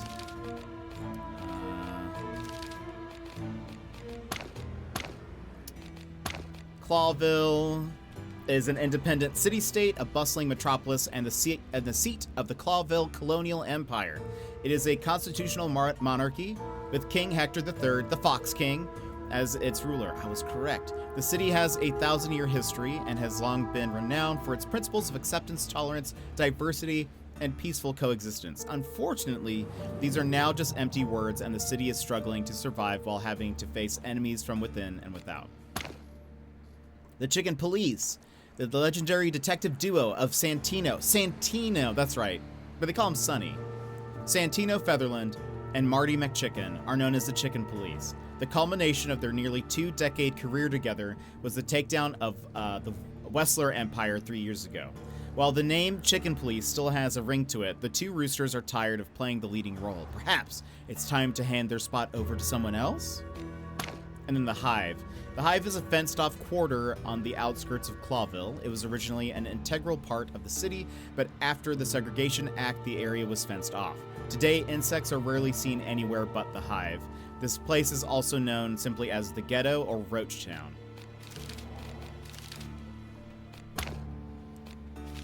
We have nothing in our case. Can we talk to Bubo again? Bubo was once a famous coroner, but unfortunately he drank too much, and some organs also mysteriously disappeared during his practice.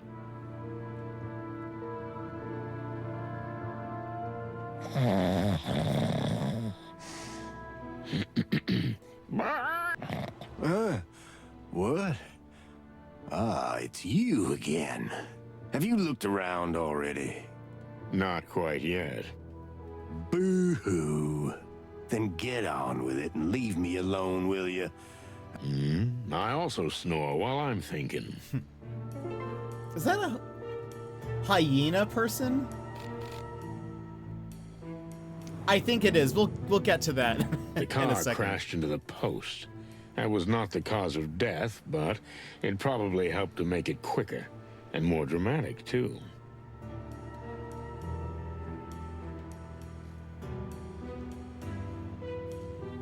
Another wonderful night in the City of Colors, unless you're a cop, or a dead fly, for that matter.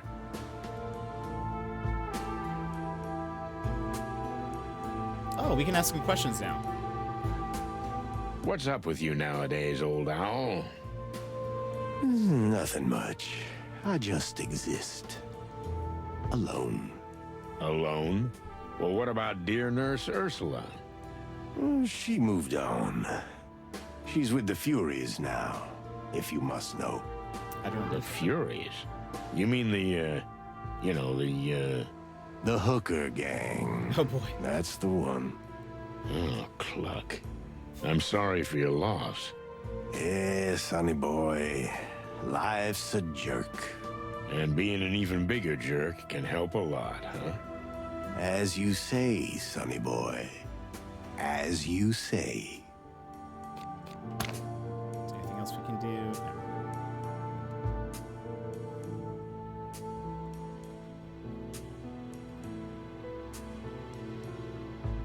Nothing here? Okay. The alleged Novak. As far as I can see, he has at least 6 or 7 holes in his body. I don't know what I'll do with it, but since I've already picked it up, I might as well check it out. Ooh, item received.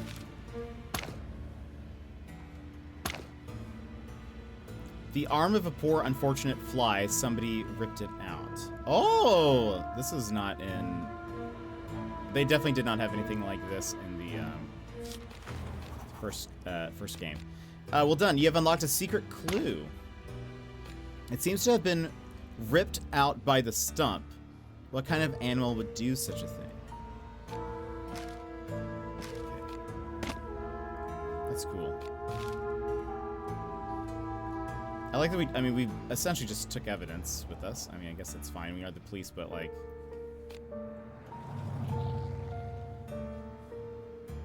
Nothing. Oh, what's this? Miss Bloom. Oh, okay. Alright, that just goes to nowhere. Also, the Furies. The Furies are a gang of mainly prostitutes based in the once famous Red Light House, the Sweltering Nile, once led by the legendary Madame Zivas. This was a character in the first game, nicknamed the Mother of the City, but she has recently disappeared and now no one knows who's running the criminal organization. The organization is also known by some as the 12 Sisters, allegedly because it originally had 12 founding members. We are now talking about a much larger criminal organization. Anything else? Shell cases. 9mm cartridge cases. They can come from either a machine gun or a pistol.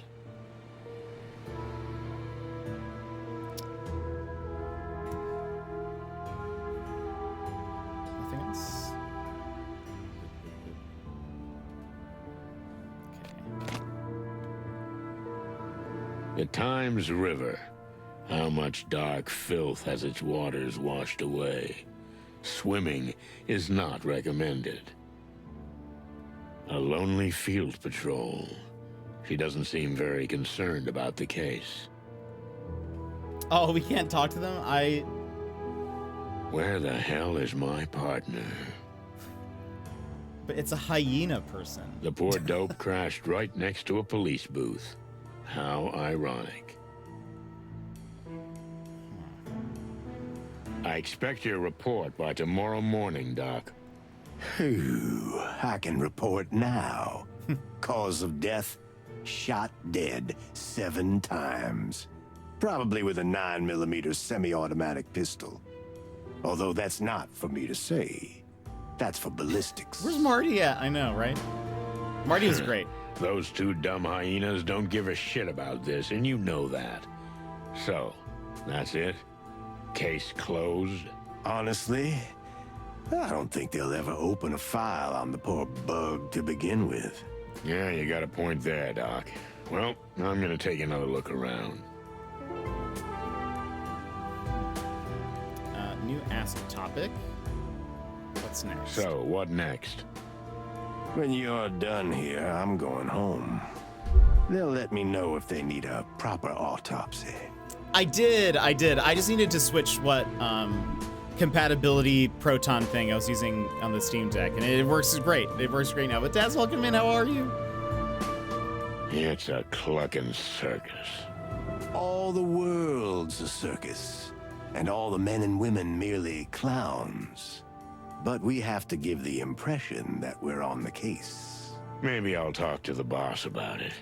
Ooh, the hell you will. Yeah, you're probably right. Okay.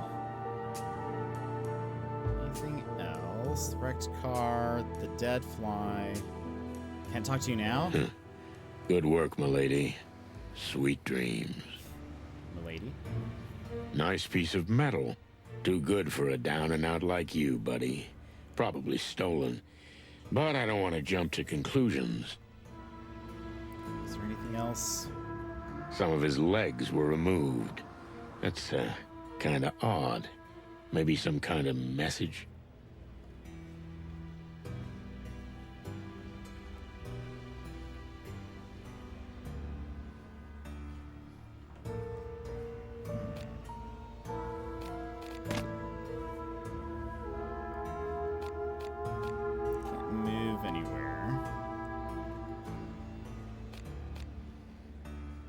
just like, oh, I love this.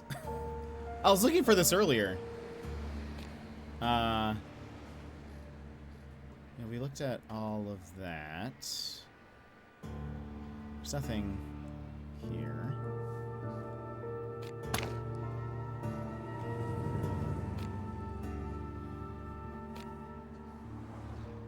Okay, yeah. They've all cooled down. Who knows when? They don't tell me much. Sweet dreams, buddy.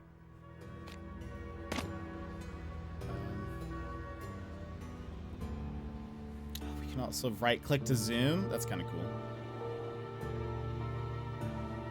The hyena person. Where the hell is my... Help is at arm's reach. That is, if you still have arms. We don't have access to our map yet, so we can't leave.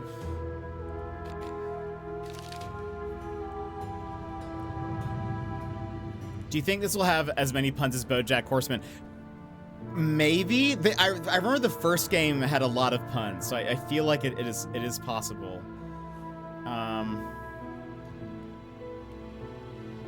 Once again, we already looked at that.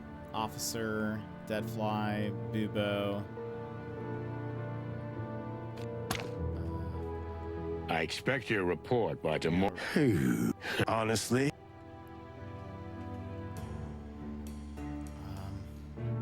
Where do I go? What do I do? Where the hell is my...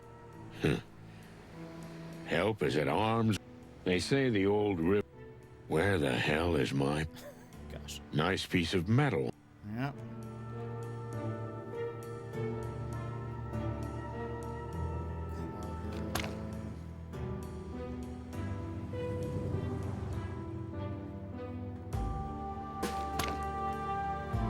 Am I missing something? Did I like... It is weird that there's only like 2 things here. We got whatever was over there. I wonder if that's the only thing I'm missing, but it didn't like... I think it was just... Sweet dreams, but... They've all cool...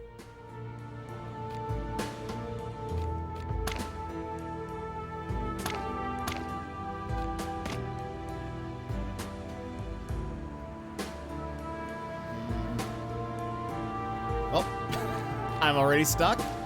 Very good. Is there something else? Oh, wait. Use item, combine, inspect. Is there like... So, what about the severed legs? Oh. are you bird-brained? Stop waving that thing around. You're a coroner. You're used to this sort of thing, aren't you? Everything has its time and place, boy. Can you tell me anything useful about it or not?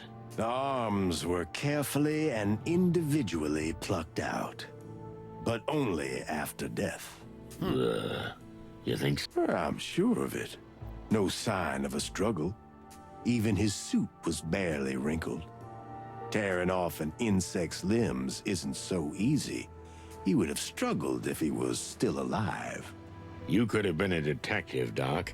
Not a good one, but a detective. Thanks. I got enough misery of my own. Well, I guess I won't see you at the station. That's right. You won't. I'm only going there if they take me in handcuffs. I can help with that. Phew, I'm scared. So, that's our cue? Adieu, Mr. Novak. Or whatever your name is. I didn't know you spoke insect. Just a few words. I had a ladybug girlfriend before the Hive closed. I don't want to know about that.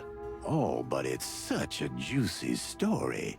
There's a lot of bang and some kiss in it. Enough, okay? Okay. Big, stupid bird. I always hated you. What did you say? Who, me? Marty! Not you, Marty. Bubo. Hey, what are you doing here? Boss? Is there a problem? You look pale. Like all the color's just gone out of you. Although, now that I say that out loud, it's like the whole world has lost its color. Oh, no. I'm not dreaming all this, am I? It's not a bloody clucking dream, is it? You tell me, boss. You're the famous detective.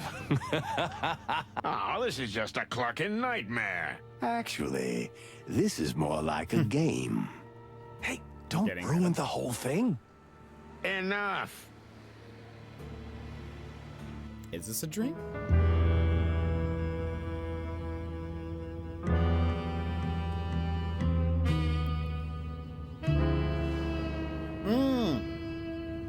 Oh, that's right. That's his ex-wife or wife that left? Oh, hello.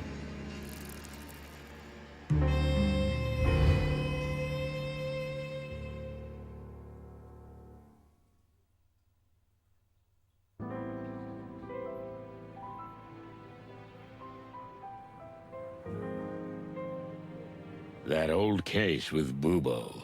And then Marty's showing up. What the hell was that supposed to mean? Yeah, relax, old bird. You were dreaming. But she's not a dream. Who the heck is she? Oh, cluck. I've got a terrible headache. And even worse, deja vu. Well, I hope she's not hiding a revolver under that pretty little cloak of hers. Because if she is, I won't be able to stop her. I like that the dream was in color, but this we're now back to the black and white. Yeah. All right, Shady. I hope you have a great day. Thanks for coming in and hanging out. Oh, cluck. Is my doorbell broken again? I'm sorry. I had to sneak in unnoticed. Her eyes kind of creep me out. So you're the sneaky type, huh? I'll make a note of that.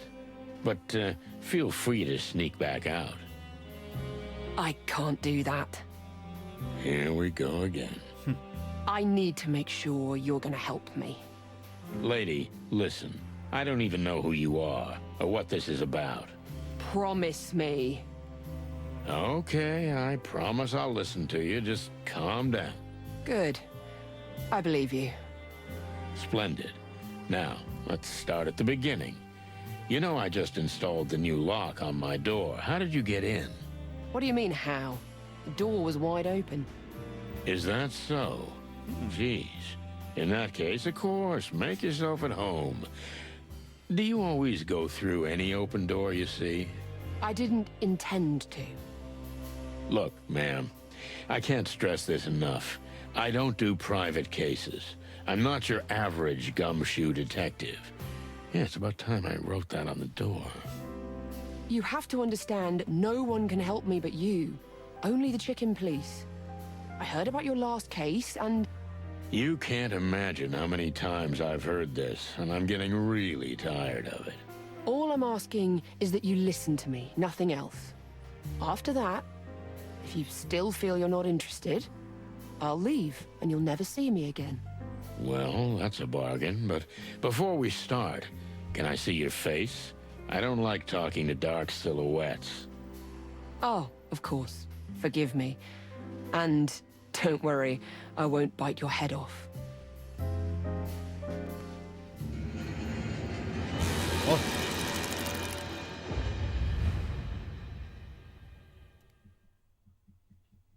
That's your clucking luck, old bird. A woman from the darkest depths of the city. From the Hive with love. If we're gonna start, let's start with a kick in the gut, right? Sure, why not? I feel like they should have hidden her face at the very beginning. Like, made it just a silhouette so that we didn't see. Okay. Clawville.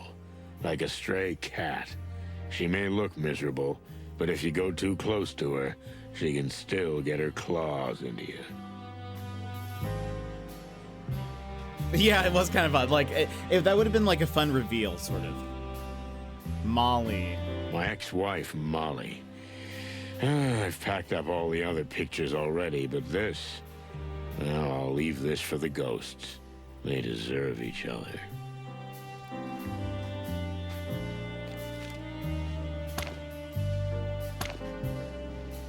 My badge. Proof that I still belong somewhere, even if I'm not welcome.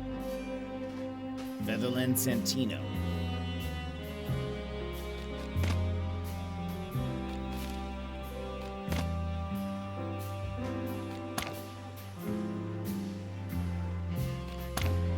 Of course I blinked, like a first-class schmuck. Marty, on the other hand, looks like someone from the front page of the Weekly Copper. What's up, buddy? Everything all right? Oh, damn. I'm starting to sound like Marty. Oh, we got our gun. The last in a series of Chicken Police novels. It's trash, but I felt I had to keep it. I wish, is there like a button for... There's like no other controls. I was hoping there was going to be a button for this thing up top so I don't have to keep clicking on it, but... All the cigarettes in the world.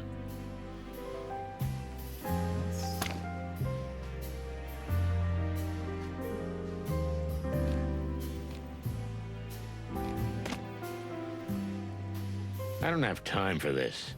I need to find out what this broad wants from me first. I remember we could, like, call... I could retire any day now. It's up to me. Even my boss would be happy. So why am I still here? Good clucking question.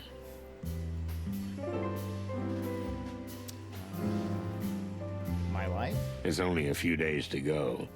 I'll untangle everything, tie up the loose ends, and head for the wilds. Oh, he's gonna retire. That's no good. Since my bedroom has been a hazardous area for some time, I use this sorry sofa as a bed.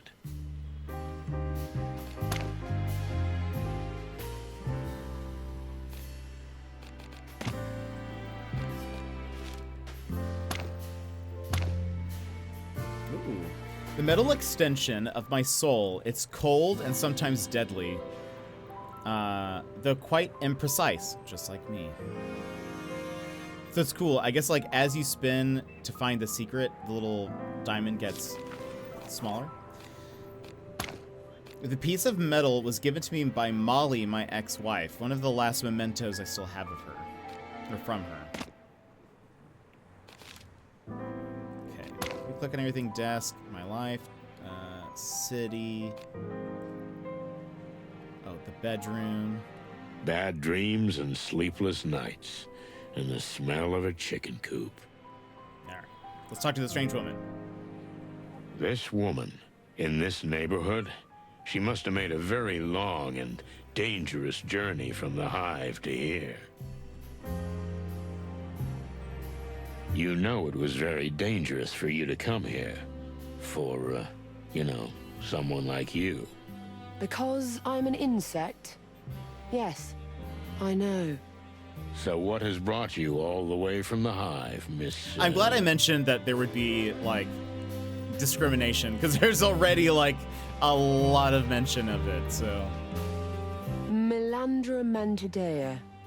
And yes, I am indeed from the Hive. I see that doesn't surprise you. Let's just say we don't really see your people outside the Hive these days, sweetheart.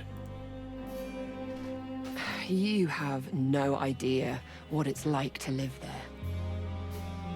I've been to the Hive more than once, although I admit the last time wasn't yesterday. Things are getting worse every day. But that's not why I'm here. I guessed as much. Well, I'm going to get to the point. My husband is missing. Oh yeah, I know that one. No offense, but have you looked at the local bars and joints? You know, most of the time... No, you don't understand. He's... dead. You mean he's missing and declared dead?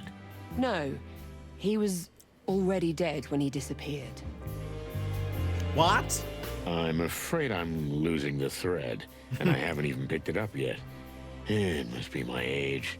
So, how was this again? You might want to sit down for this. Listen, sweetheart, let's not drag this out, because the curiosity is killing me. And my lower back, too.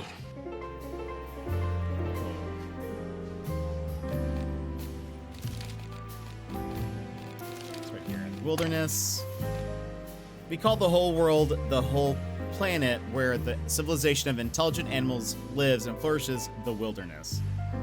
In the old days, it was called the Kingdom or Animal Kingdom. Today, it is more commonly referred to as the Globe, although the Wilderness is certainly the most used name, either when referring to the planet as a place or to animal civilization as a whole. Altera, the two-headed continent of Altera, is only the second largest of the three major continents of the Wilderness. It is home to some of the most advanced and influential countries in the world, such as Nautica, Stavonia, Averia, and, of course, the center of the Clawville colonial empire, the city of Clawville. Who's a stranger? Oh, so these are probably main quests or something. Strong woman indeed. Melandra is not only a strong woman, but she is also a very tenacious one. Most people would have backed out long ago, but she is determined to find the body snatchers. Melandra Mantodia, a mysterious insect lady who paid me a visit to brighten up my boring weekdays. Not that way, but rather with a case too mysterious not to take. One day my good heart will make me bite the dust. Why in the middle of the night, sweetheart? Don't you think it's a little unsafe? Unsafe? Believe me, Mr. Featherland, as it is now, if anyone sees an insect outside the hive in broad daylight... Yeah, I guess that's worse. Now you can see how important this is to me. You must be very desperate. So, are you ready? I'd like to dig a little deeper. It's not too painful, most of the time. Go on. That's why I'm here, Mr. Featherland. I like that she has both, hands and, praying mantis things. I don't know what you would call those. Appendages, I guess. Melandra dared to come here alone, so she's a strong and upright gal. Breaking her certainly won't be easy, but maybe she'll open up to me if I approach her gently. Break or open. Either way could lead to success, as long as I don't fall flat on my face. Let's start at the beginning. Oh, right! With your husband. I forget that interrogations are a part of the game. You have to choose which questions. Last time was you had to choose the order of the questions or something. With your husband. Milo Masterson. Yeah. Wait a minute. Masterson? You mean you didn't take your husband's name? Don't get me wrong, I loved him very much. But in our family, women don't usually do that. It's our way of keeping more of our independence. I get it. Okay. Let's see. Right. So, Melandra dared to come here alone, so she's a strong and upright gal. Breaking her certainly won't be easy. Maybe she will open up to me if I approach her gently. When exactly did your husband die? You knew how dangerous it was to come here, but did it anyway. Why would you be that reckless? Alone against the whole world? What about the police? You wanted to avoid them for some reason? Let's just stick to... When exactly did your husband die? A week and a half ago. And when did you discover that his body was missing? 3 days ago. And what's happened since then? I tried to convince myself to come here. I see you succeeded. Lucky me. You know, the last dame in distress who came to me ended up in a pretty bad way. I'm not your typical shy housewife type, Mr. Featherland. I'll fight my own battles if I have to. But I'll also admit when I'm not up to the task. No, that's a really useful quality. I envy you. You don't often admit when you need help, do you? You nailed it, sweet chops. But let's talk about you.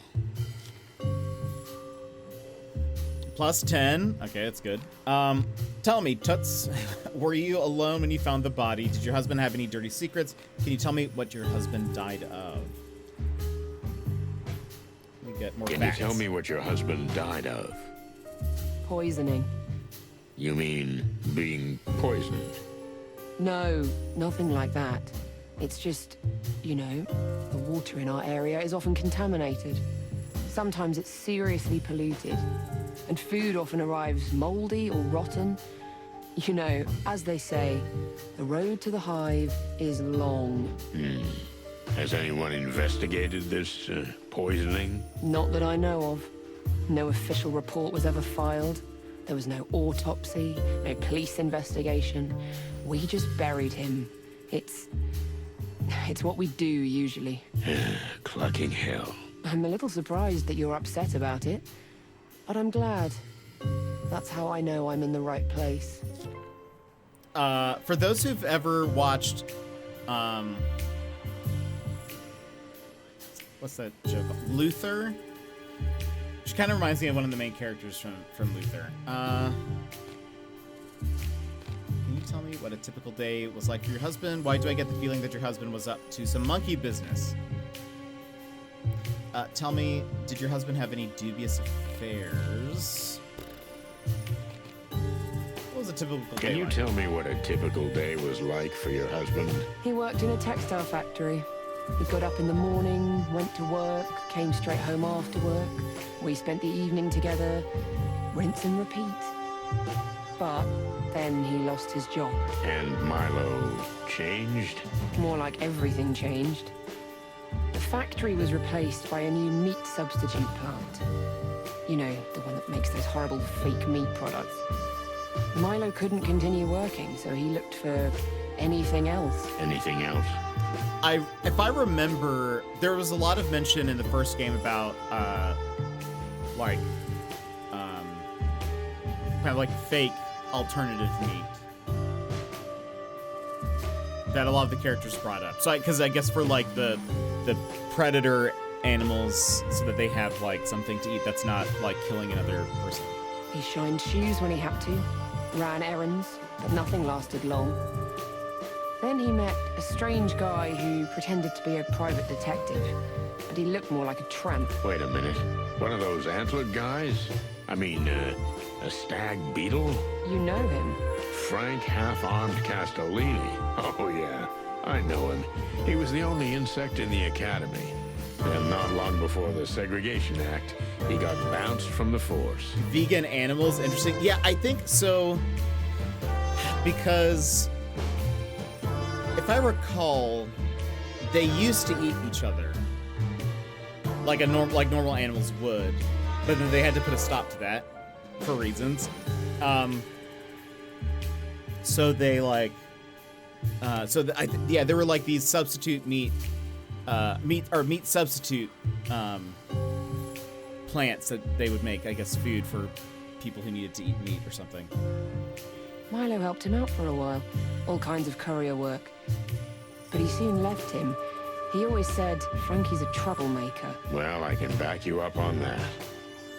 Yeah, that sounds almost cannibals. Yeah, that's the thing. That's I remember when we played this game for the first time, I was like, I'm kind of confused at how the logistics of this world works in some ways. There's still a few things that I'm like, but how does... so yeah, it's just like, anyway, it's just interesting. Wait a minute. Why didn't you go to Frank instead of me? Well, wait a minute. Why didn't you go to Frank instead of me? This Frank was a strange, creepy guy. Scattered, dirty, like a bum. I knew Frank a long time ago. He's a strange one, all right. But he's an exceptional detective. I'm sure he is, Mr. Featherland, but I still wasn't happy about Milo hanging around him. Afraid he'd be dragged into some murky business? I was almost sure of it. She's getting I closer. felt it in my antennae. I often sense things like that. Is that why you came to me? You want me to look into Frank? I want you to find out what happened to my husband's body. That's all I want. Nothing more, nothing less. Daz, thank you so much for the lurk. I hope you have a good walkies with Ralphie. Have a good one. Okay.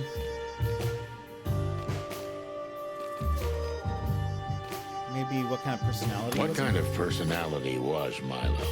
How would you describe him in a few words? Calm, patient, devoted. You really loved him, didn't you? I love him even now, Mr. Featherland. Well, then your husband was a lucky man. Thank you.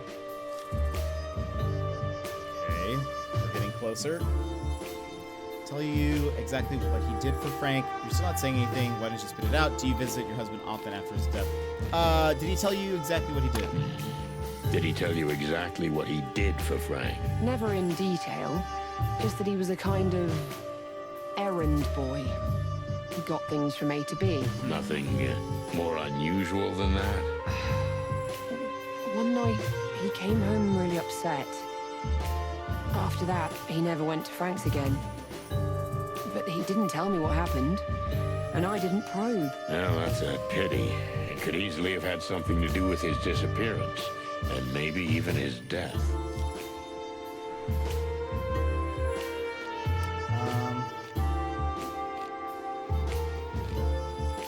I feel like asking, are they a religious insect? I feel like, is that a praying mantis joke? I feel like that's kind of what they're going for there, but I can't quite tell. Do you feel like it's worth risking your own life? Do you really feel it's worth risking your own life? Very much so, Mr. Featherland. My husband's body is missing. I wouldn't have wanted a funeral because we should have cremated him in the name of the Great Light, but... Ah. So maybe she is religious. But you didn't. Why? We left the path of the light to better fit in with the animals. Mostly because of me. So you feel it's partly your fault? Of course I do. I have a soul, Mr. Featherland. And my husband's soul can never rest in peace. I think I understand. Sort of.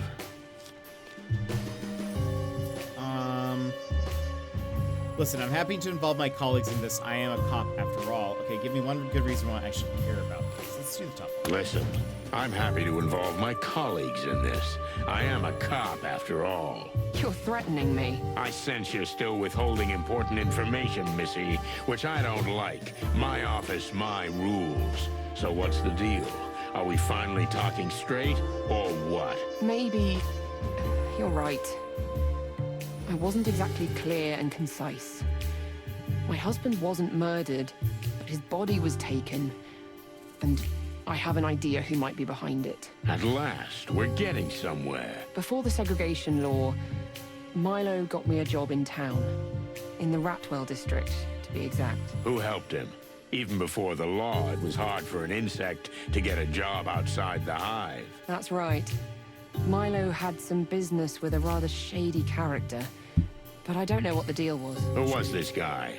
I don't know. I swear to the light. I never found out. Really? Well, I guess we'll see. I'll look into it. So, you've been looking into this all on your own? I had no choice. I searched the cemetery, but I didn't find a soul. There's an old bug working there.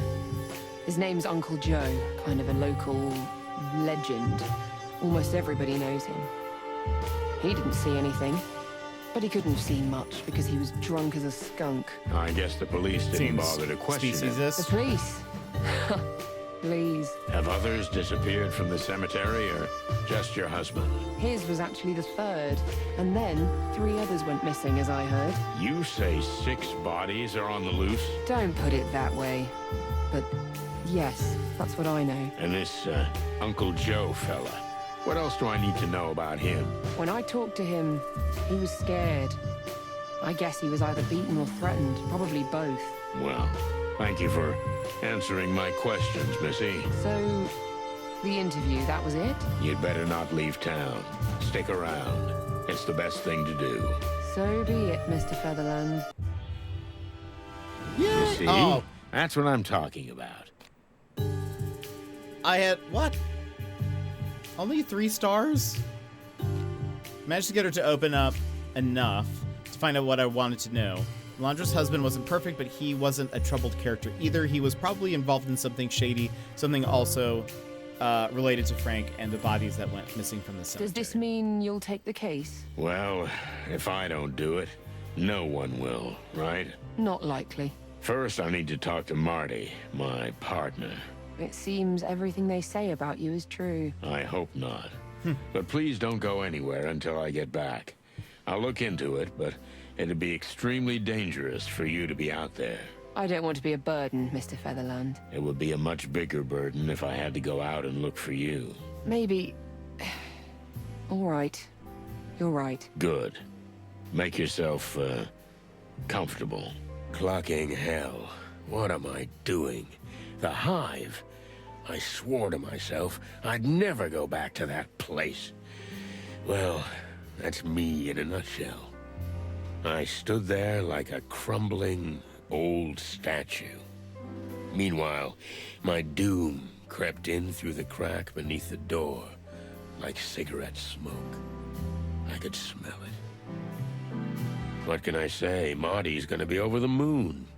Ever since the chicken police came back into the spotlight, he's been looking for trouble. Well, if there's one place we can get it, that's the Hive. But first, I have to find that oversized feather pillow. Weird that they still use feather pillows. I'm gonna lower the music a bit. I feel like it's fine when it's like this, but while we were interrogating her, I felt like it got super loud. We have to run ads, so we're gonna do that right now. But friends, if you need a stand-up stretch, etc., now is the perfect time to go do so. And then we'll be right back with more Chicken Police. So I hope you'll stick around. So BRB, where is it? The B. Take this pause to rejuvenate. Stand, stretch, hydrate. We will be back in just a few moments.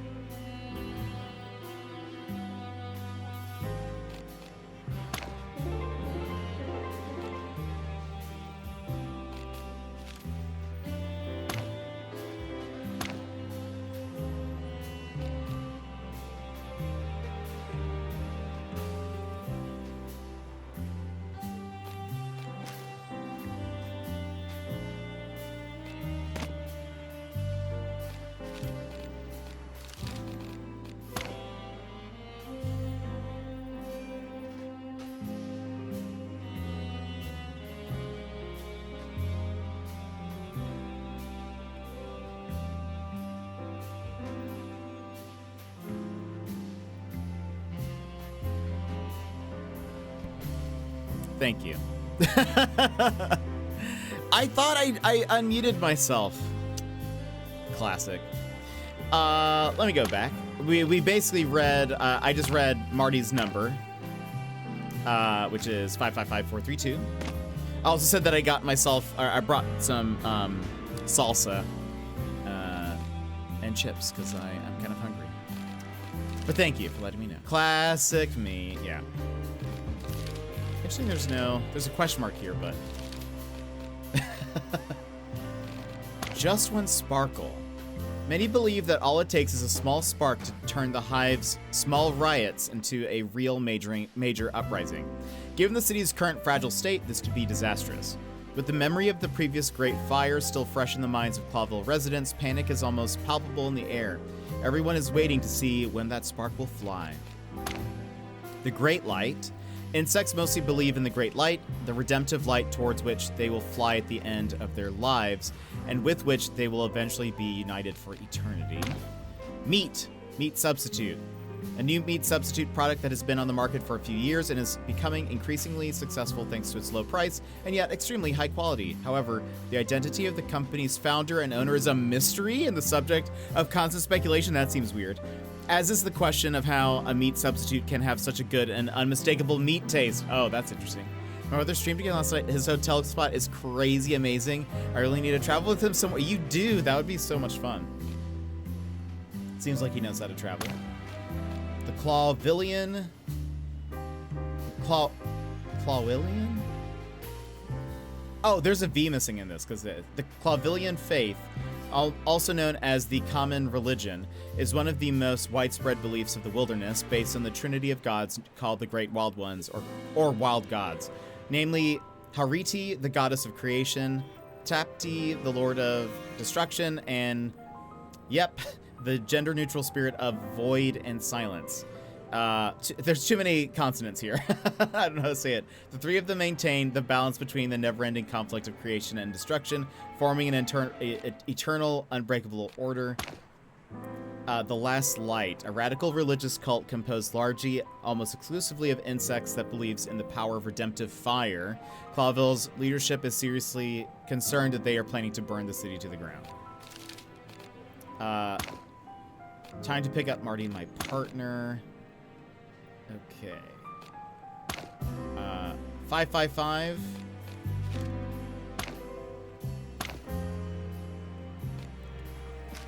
$432. Let's see. He's gone.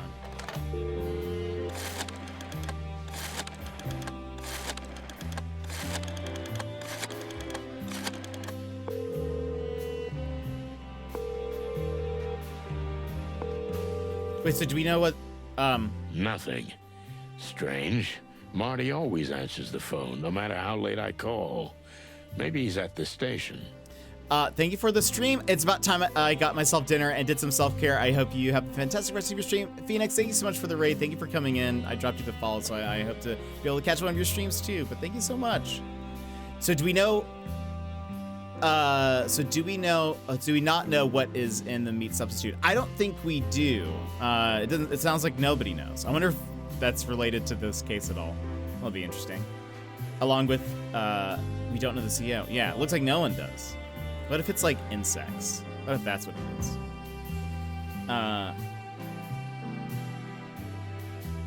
Also, I want to see in Chicken Police, what was his wife's name?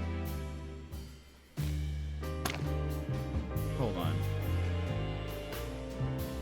Molly. There was like a number. Hold on. Chicken Police. Paint it red. Phone numbers.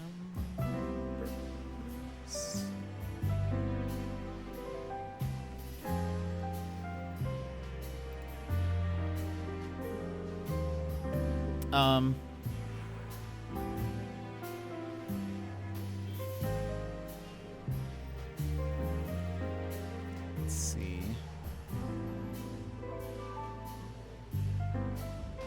Where's the number?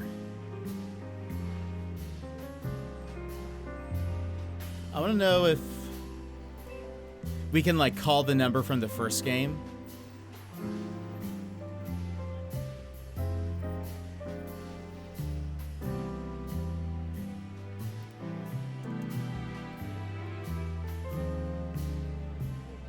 I don't know if I can.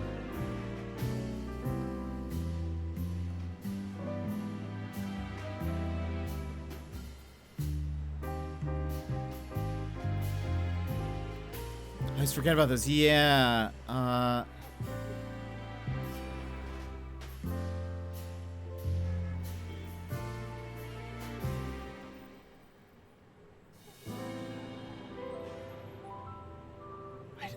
So I think it's like Natasha in the first game gives you like a matchbook with like a phone number on it. Jed is always like, I wonder if we can call those numbers from the previous game I played 5 years ago. Yeah, I'm curious if they've like I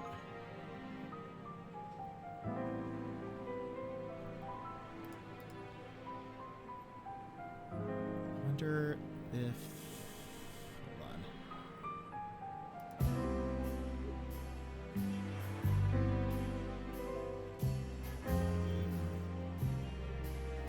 I wonder if there's like a chicken police walkthrough. Oh yeah, you can use phones to call people. If I search for...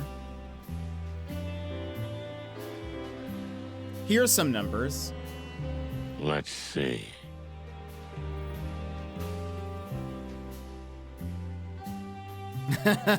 Not the right one.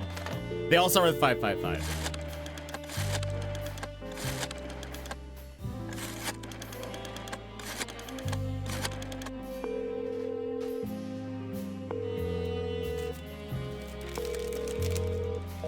Aww.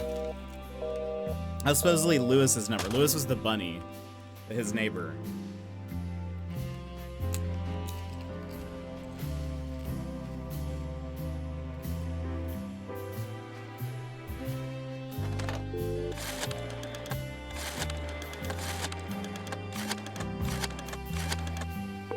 It's supposedly the police department. Volvo Police Department, how can I help you? Hey, Mon. Is that you, Sonny? What's up, Chief? Is Marty in there? He's left already. Why? Nothing. I'll go look for him at home, I guess. Okay, Boss Bird. But tell me, is everything all right?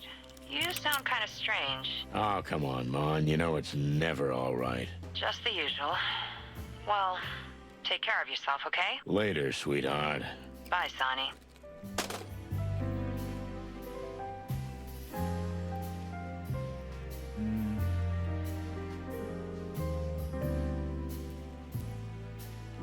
I don't remember what this was. This might be like the asylum?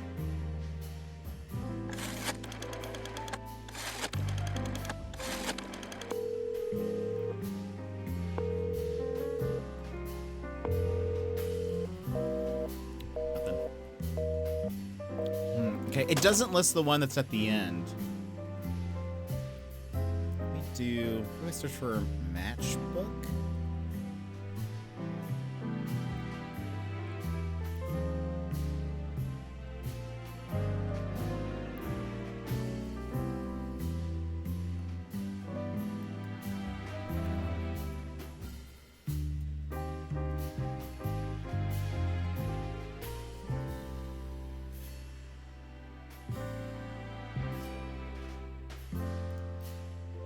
Wait, hold on.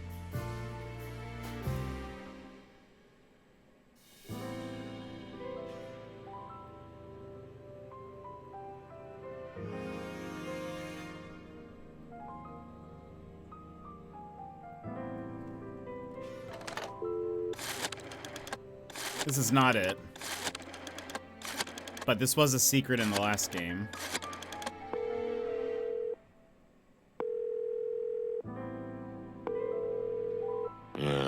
Nothing. I don't know what I expected.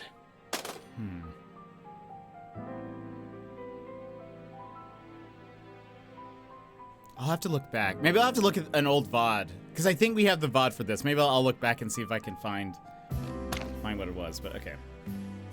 We don't Is there have to a waste more problem, Mr. Featherland? No, nothing. Just my Just calling partner. random people. Look, if this is becoming a problem, then maybe... No, nothing like that. I'll have to look for him. I'd probably better go see him at home. I see. Well, then I hope you're successful. Yeah, me too. I was ready for the big journey around the wilderness. But a mysterious woman in a hood came to ruin everything. Sound familiar? And she came straight from the Hive, fellas, with a case that looked like straight suicide. Did I take it? Clark, yes, because that's me. The perfect schmuck.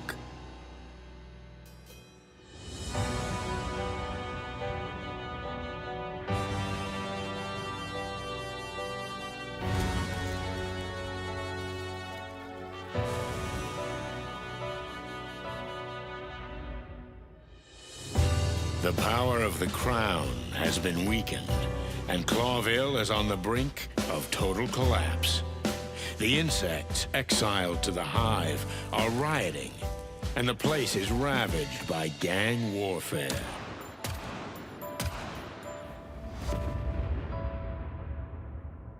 The city has always crawled with crime and filth, but now it's worse than ever.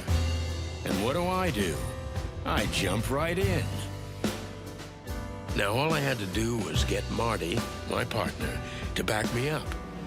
But he strangely refused to pick up the phone.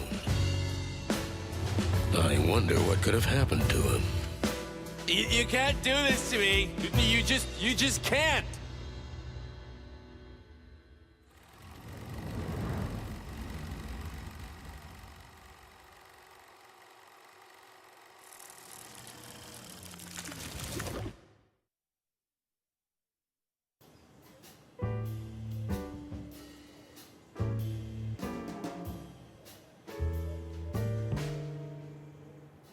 We got to the opening credits. It is a 6-digit number.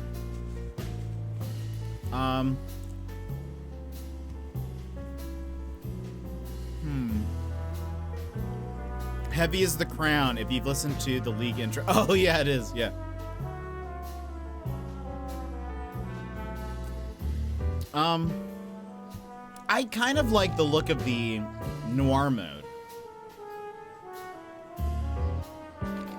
TBH, what do you guys think?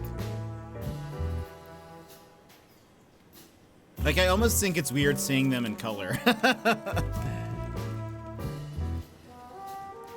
I the only one?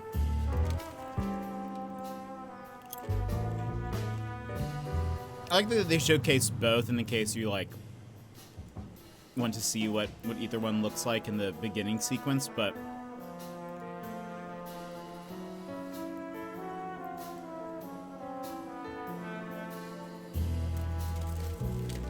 play it as intended. That's kind of what I'm thinking. I think I prefer black and white too. Like it's kind of odd seeing them like so brightly colored. But yeah, no, I am thinking noir mode. So yeah. Apparently we can switch anytime. What the fluffy, feathery, scaly clucking hell's going on here?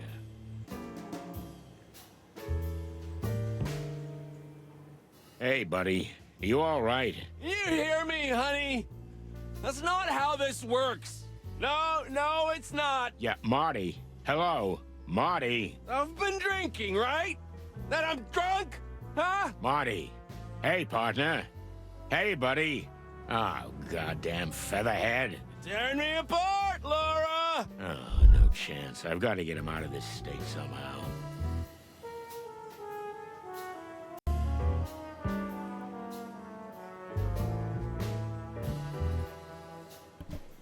Bina, welcome in.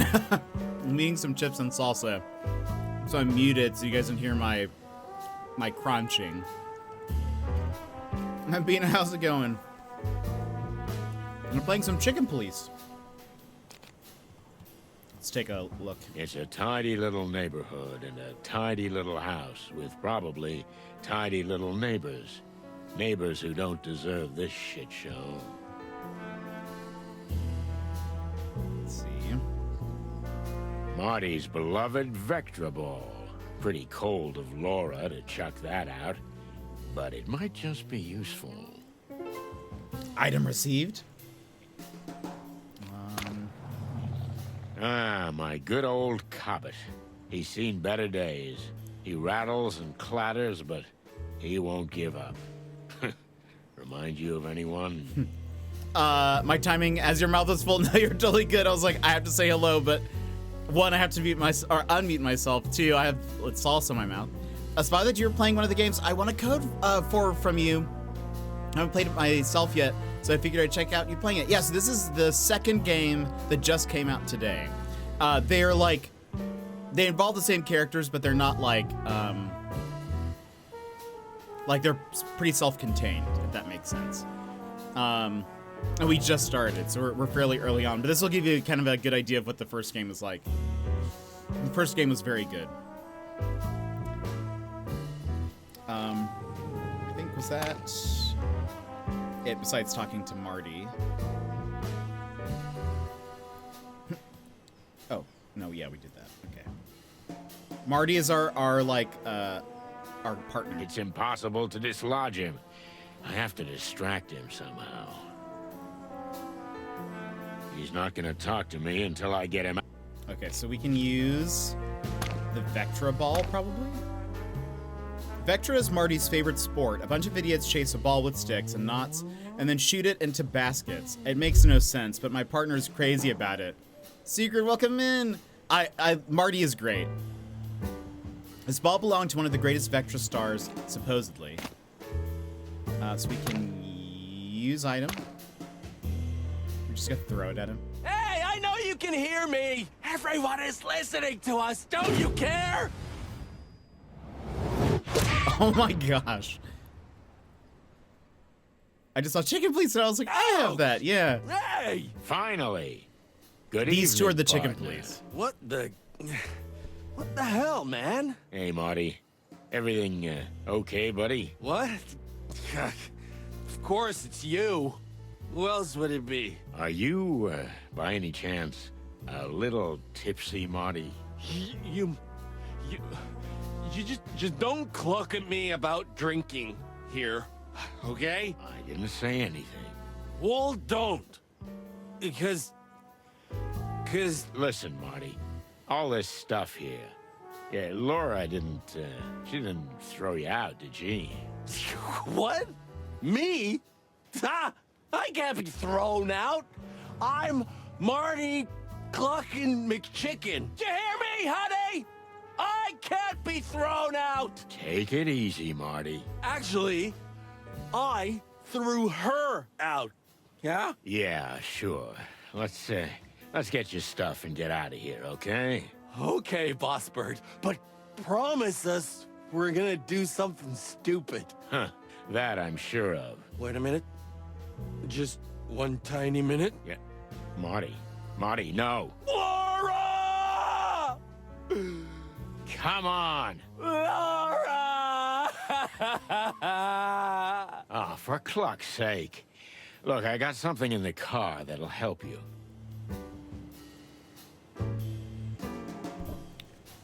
His voice acting is so good, yeah. I came in at a time, yeah, yeah, you did. It's impossible to dislodge him. Oh. I have to distract. Again? I don't have that thing. There's a new thing here? Ah, the PD's number is 5. Yeah. Okay.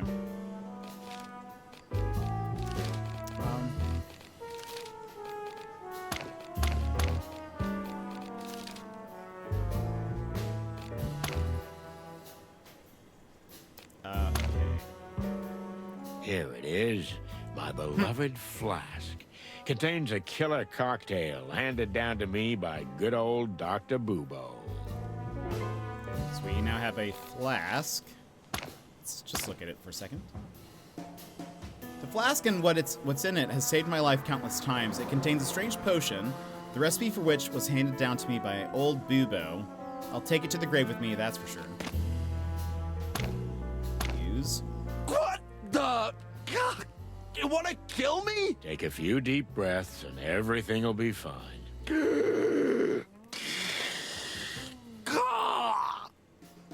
Crazy clucking son of a chicken. Well... Better? Yes. Lucky you. Well, there you go. But never again. Agreed. Shall we go? Yeah, I guess. Oh, and if you puke in my car, I'll pluck you and cook you alive. Yeah, let's just get out of here. That's my boy.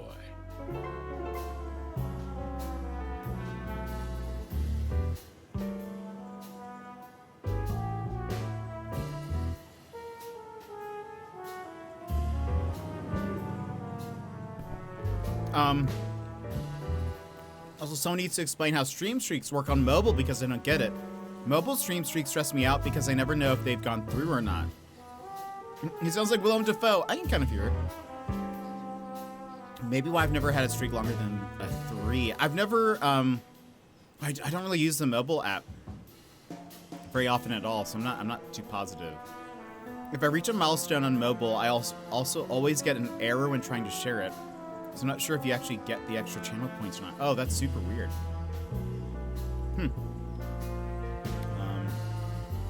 Yeah, that's very odd.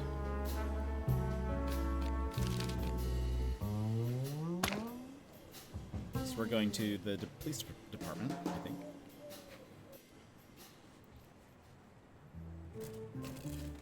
Ice station.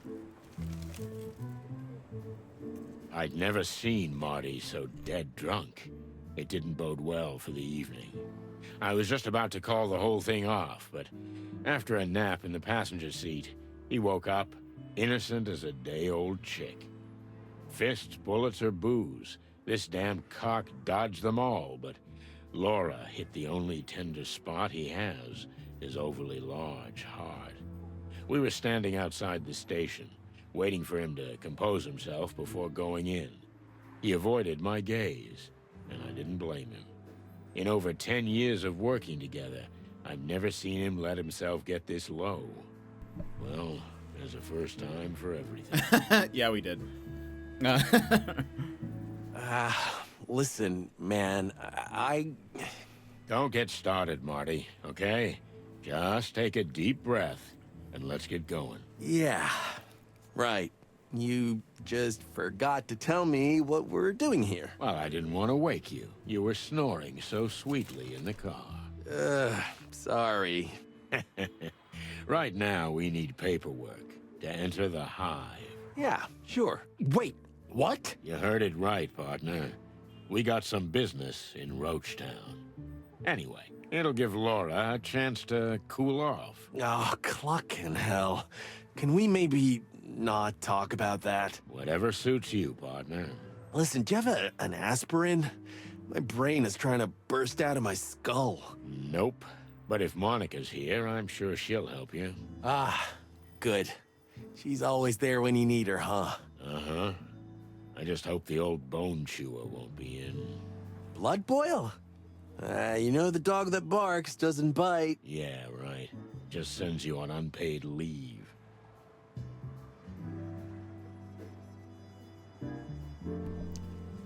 You're not going to be home for the rest of the year? When I hit the channel point button and actually click share, it works for me. Weird. Traveling like mad. Haven't been home for a weekend since September? My goodness. That's wild. That's very wild.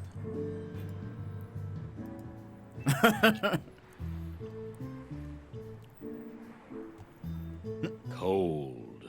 Yeah. Like the letters got scratched off or something?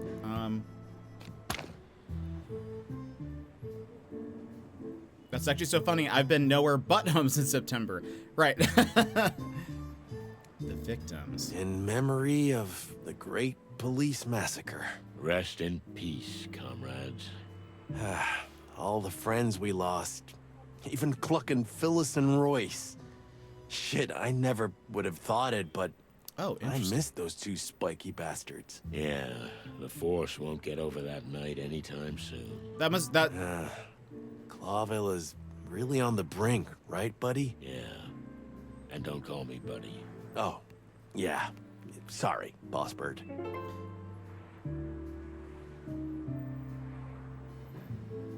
Some of these characters, or some of these names were characters in the first game. So something must have happened. Where's the lore? The police massacre. Phyllis, Royce,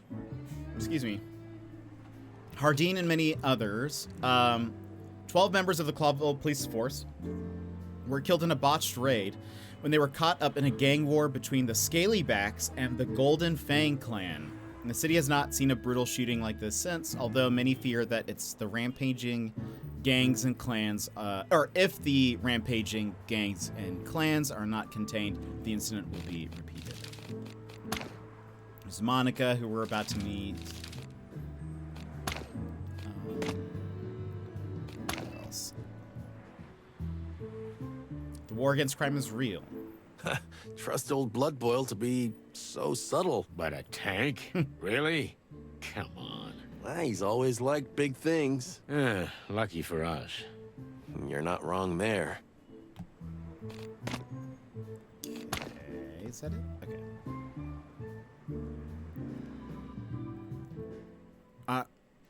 You get promoted again. I lose a boot and get to start walking shoes? Oh, that's amazing.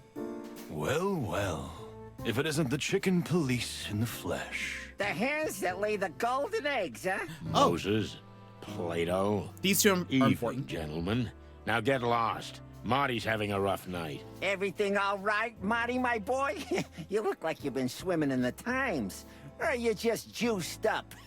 Aw, are you mewling at me, tiny tiger? I'm sorry, it's hard to hear you from up here.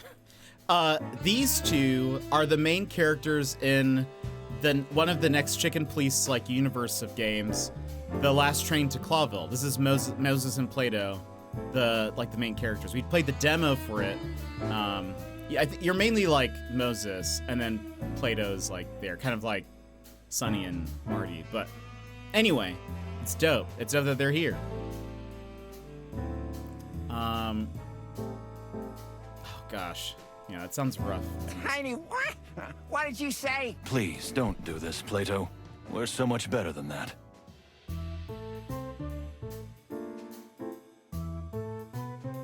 I can't believe I'm saying this, but yeah, Moses is right. Okay. Whatever. Moses, Plato, the later the better. Indeed.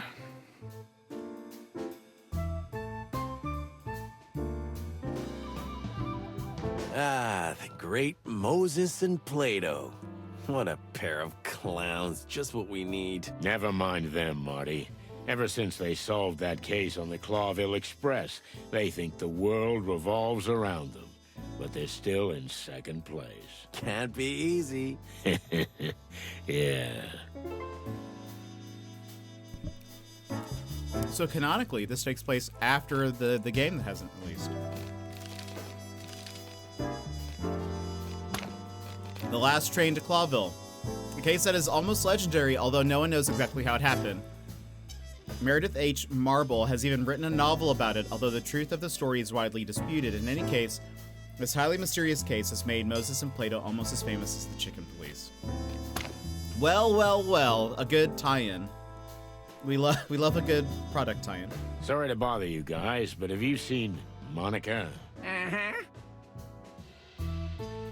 And can you tell us where we can find her? Oh, of course. You just have to ask. She went down to the shooting range. The shooting range? Monica? Are we talking about the same person? To be honest, I was surprised too. Strange. Quite.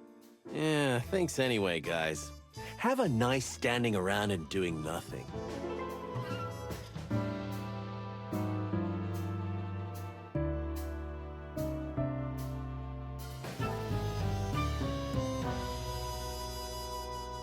Okay, I'm done with the chips.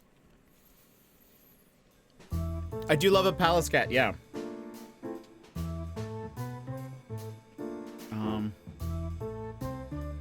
Work is done, I have to go. Please send your tots and pears.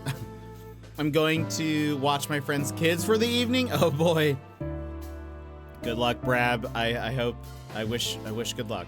While we're on the subject, why are you here this time of night? That's, classified. Oh, classified. Correct. Inspector Bloodboil has asked us not to tell anyone anything. Wow, must be important if you got the 3rd and 4th best detectives in town on the case. What did you say? Just the truth, cutie kitten. Hold me down, Moses, or I swear. Damn it, Marty. Stop pulling his tail. Look at him. His head's gonna explode. But he's so cute when he's angry. I mean, look at his fur standing on end. Calm down, Plato. We've got work to do.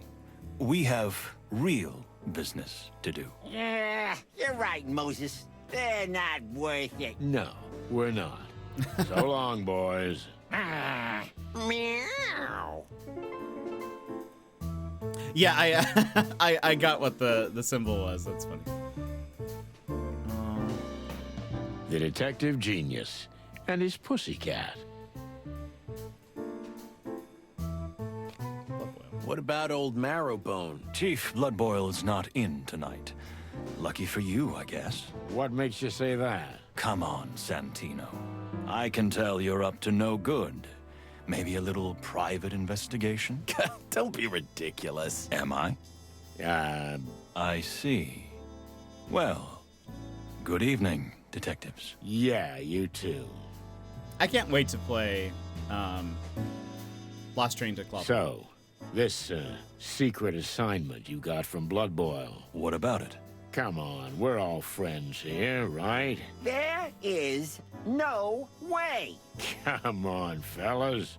For old time's sake. Ha! What old times? Come on, old bird. Say something. All right, I give up. Who cares? It's something petty anyway. Petty? Bah!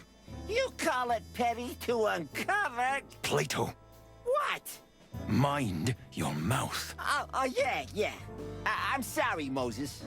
You're not getting nothing out of us, birds. Almost had it. Yeah. I think when I remember the first time we played this game, one of my main questions was like, how does this world work in terms of like when they say things like earlier in the game they said drunk as a skunk?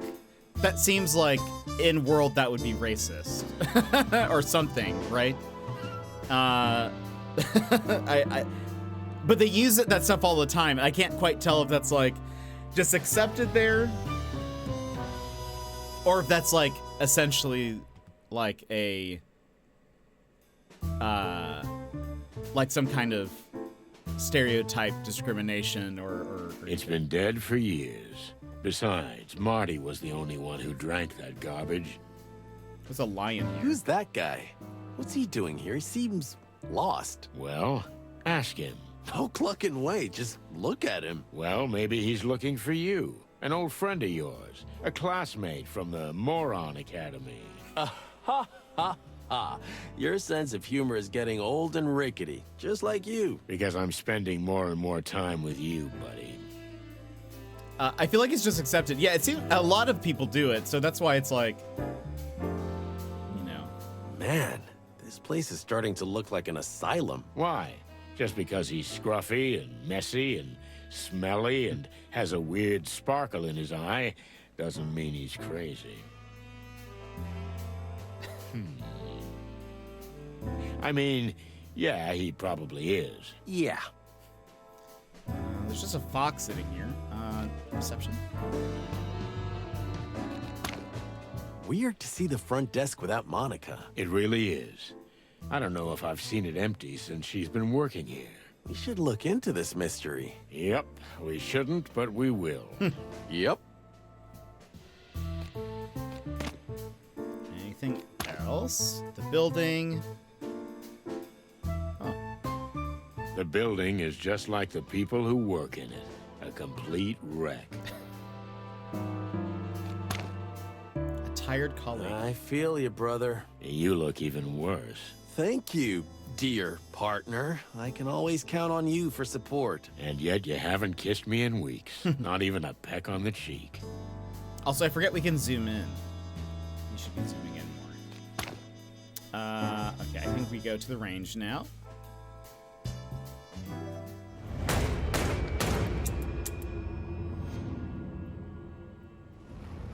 It's Monica. Monica Rosen. A tiny, fragile body housing a rock-hard woman with perfectly polished nails, a sharp beak, and an even sharper mind.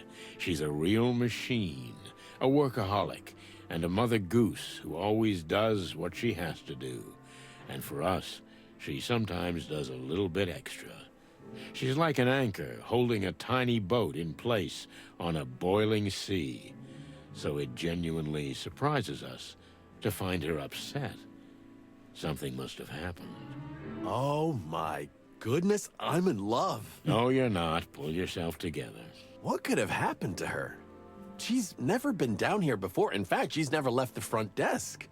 And the gun? Yeah, but it's none of our business. We're detectives, Sonny. Everything's our business. Oh, that's quite a catchphrase. Yeah.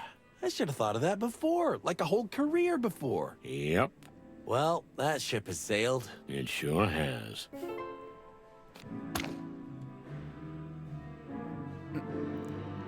Keep your gun clean, Mr. Lawman. Someone here has a sophisticated sense of humor. I think it's pretty apt. Ha, ha, ha.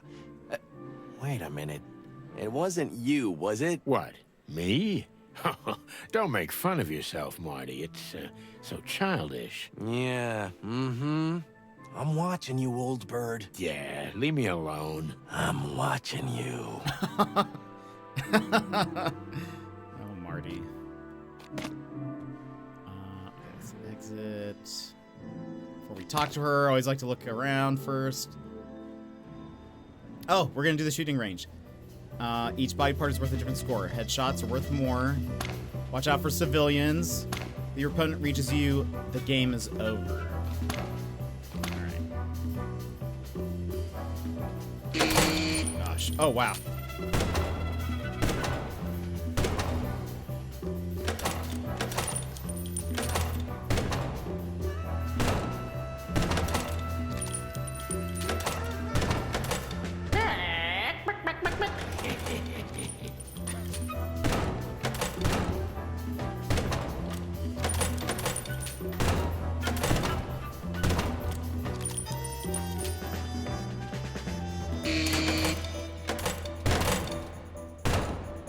It was a pleasure.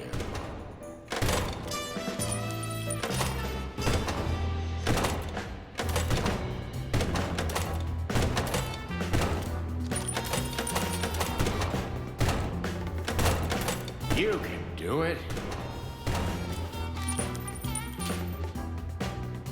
Getting harder. Even Wessler.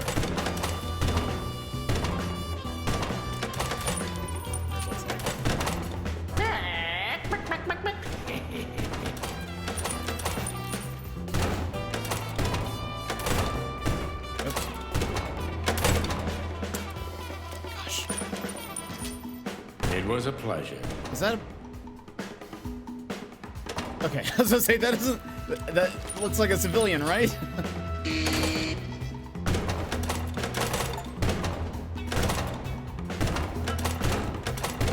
Got an Chivo.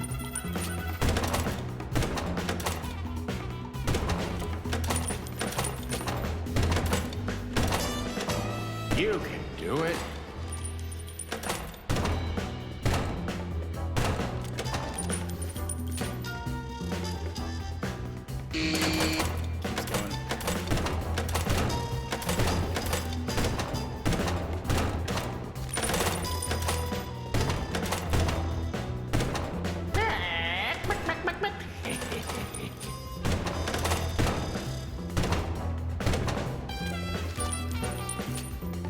I feel like I'm doing pretty good.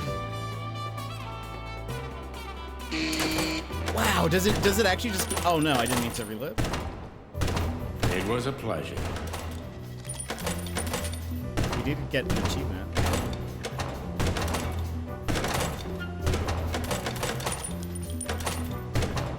You can do it.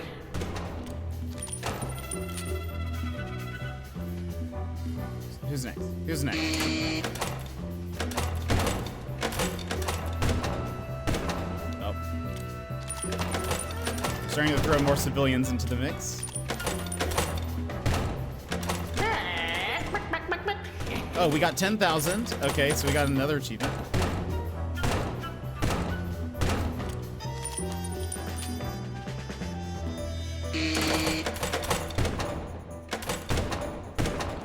Oh gosh, raccoon.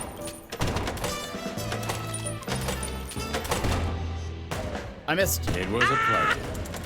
No!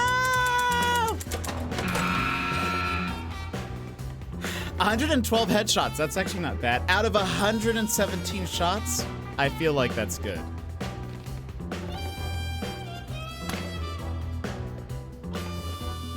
But we have to do... No! I guess let's try the shotgun.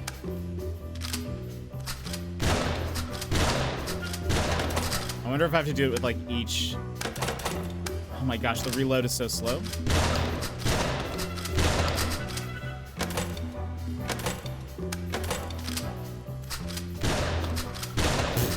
That guy would not be alive. Literally, both of his arms were gone.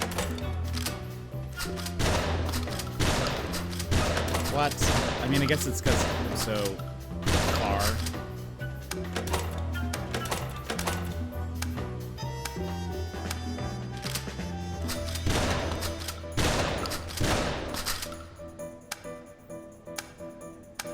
Let's see if they give us a 5,000 achievement.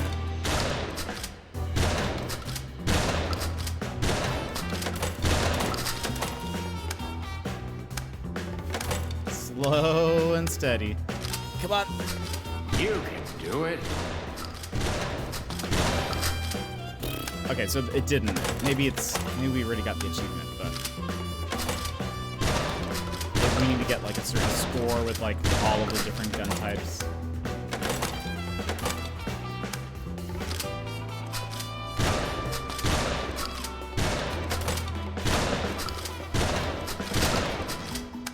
Also wish I could stop the reload.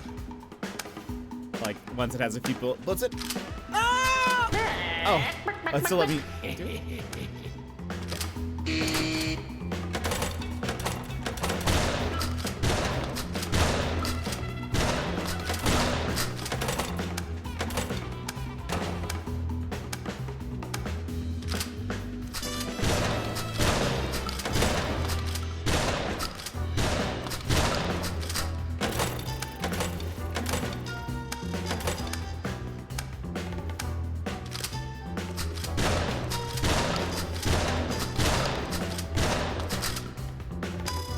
Forever 10.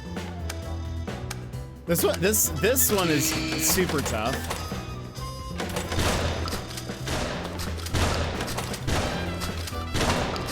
It was a pleasure. Mostly because the reload is so bad.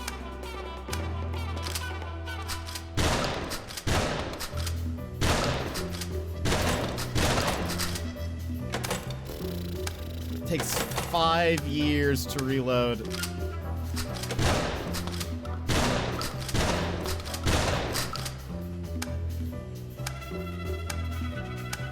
I think we have technically a higher score.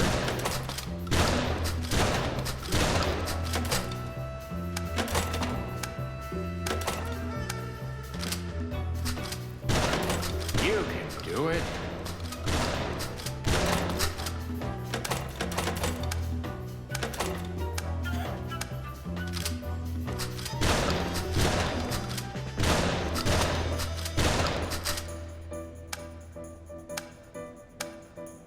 I guess they're more forgiving because the reload is so bad. Here they come.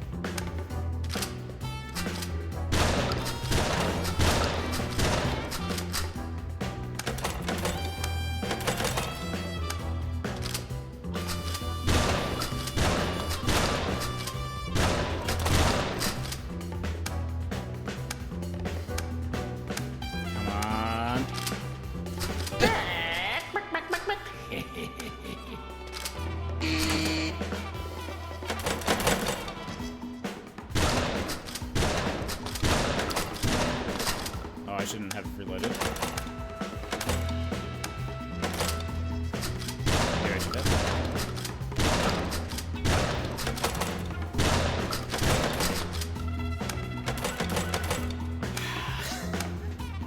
We made it to 31,000. Oh.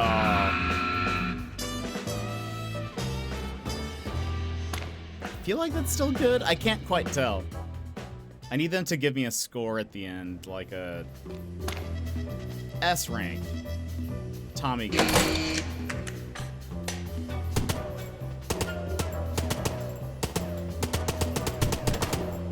Okay, so shooting more makes it more accurate.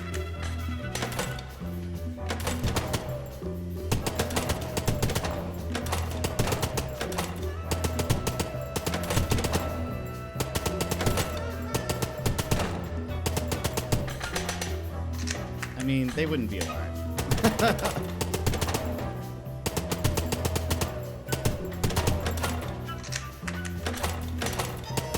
It was a pleasure.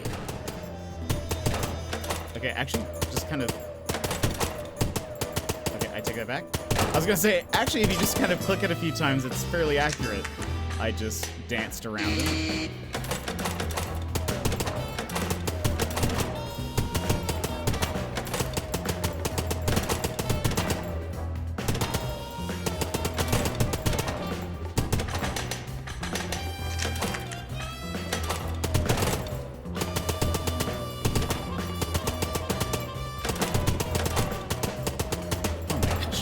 You can do it. At least the reload is faster.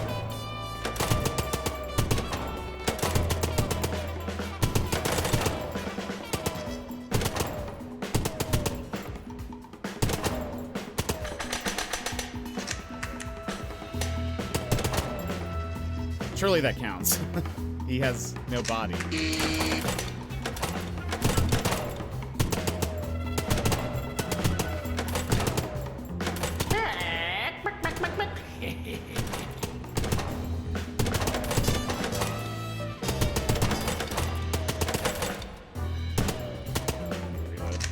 Come on. It was a pleasure.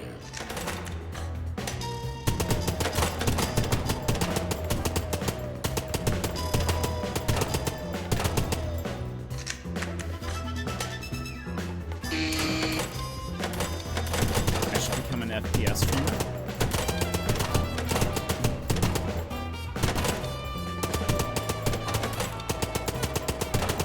Wow, I don't think I hit that one at all. Come on. You can do it.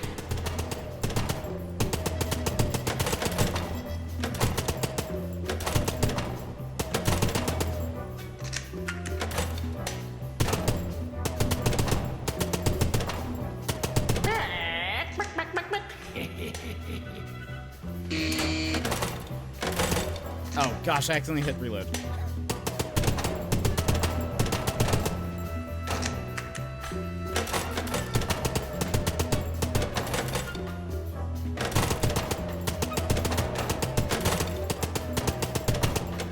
It was a pleasure.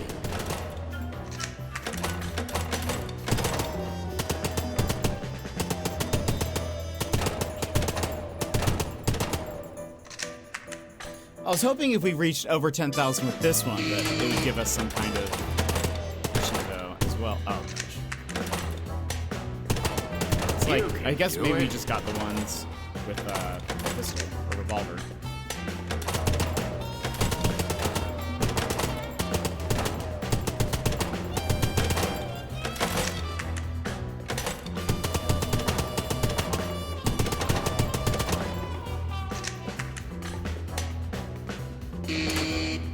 I don't think we've ever made it past round 7.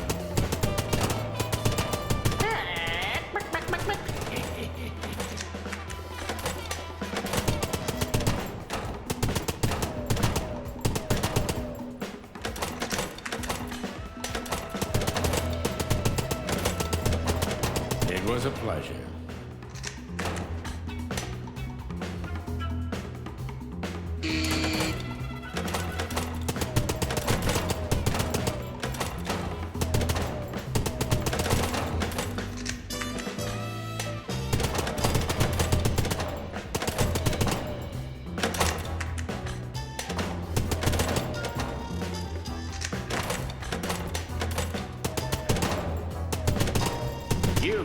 do it.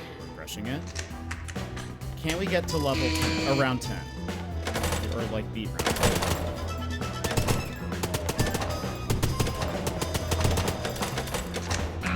What? What? What? I missed somebody? I don't think so. Oh well, we won't continue. But apparently we cannot get to round 10. Alright. Is there anything else we can do before we talk to Monica? She seems troubled. Oh, hey, Monica. We've just been sitting there, standing there shooting. Hey, Mon. What's up? It's a little, unusual finding you here. What? Me? Oh, no, it's nothing. I just came down to chill out a little. And it's already better. To chill out a little? Exactly. Yeah. Chill out. You know. Well, if anyone I can understand, I spent half my life down here, but I've never seen you here, Mon. Especially... with a huge clucking gun in your hand. Oh, that? Oh, it's nothing, really. I've just been under a lot of pressure lately, and I thought I'd give it a try. It felt pretty good, honestly. Amen, sister. By the way, you're looking a little ragged, Marty. Did something happen? To me? Oh, no, nothing. Just, He's got a clucking hangover, Mon. Hangover? I thought you never drank. Well, first time at the range for you, first time at the bottom of the bottle for me.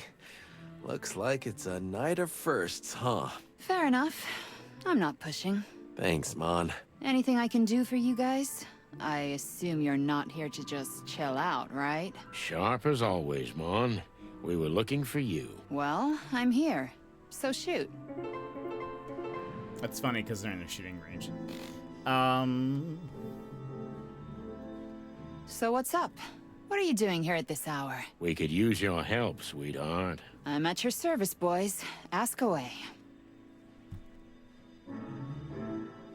It still has this. Is this Something must have happened to her.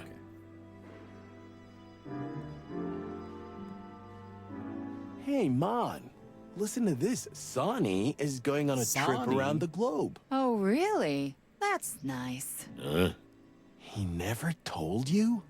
But I thought you two were pretty close. Yeah, me too.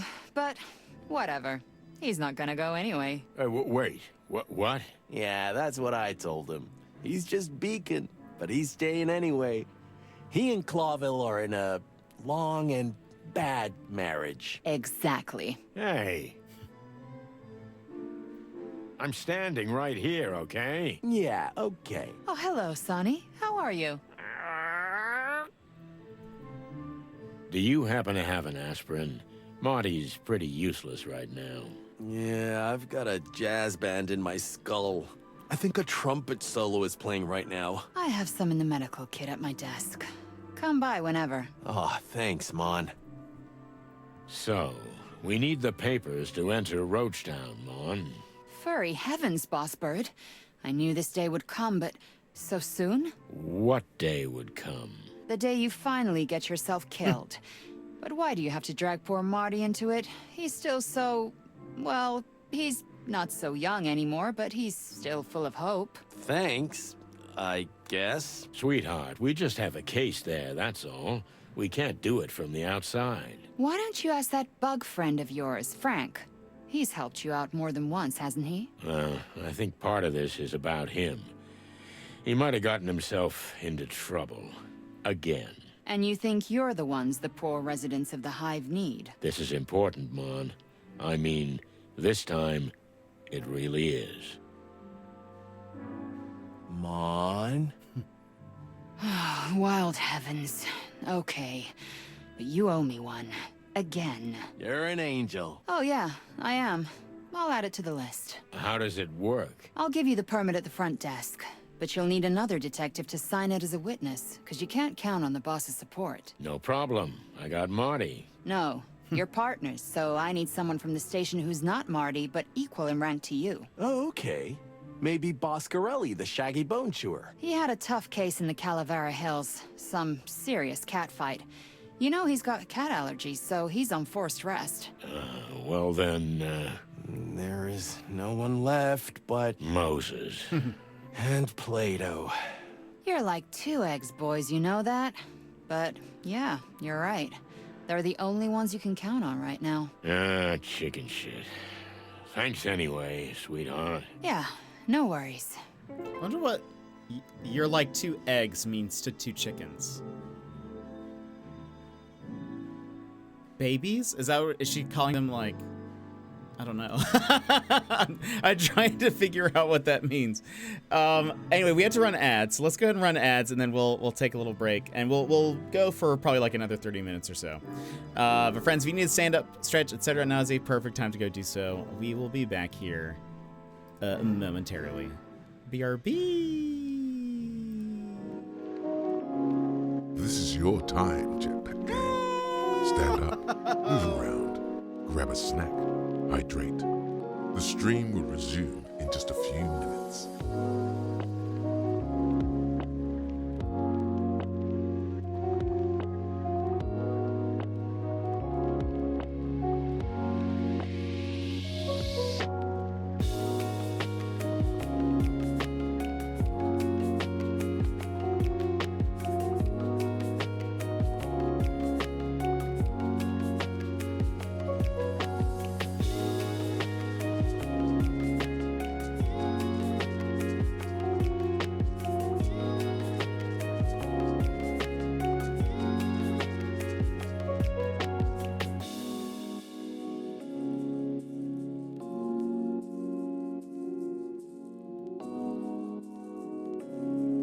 Why is that Garfield so muscular?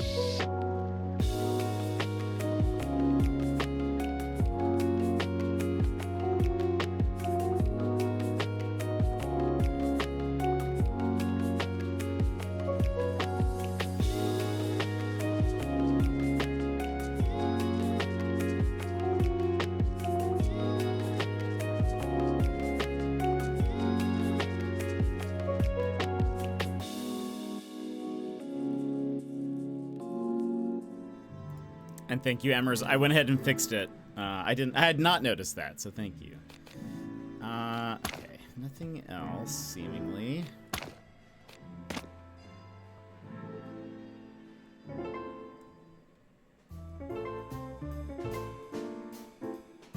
Well, have you talked to Moses about the license? No, not yet. We didn't have the balls. I was gonna say time. Sure.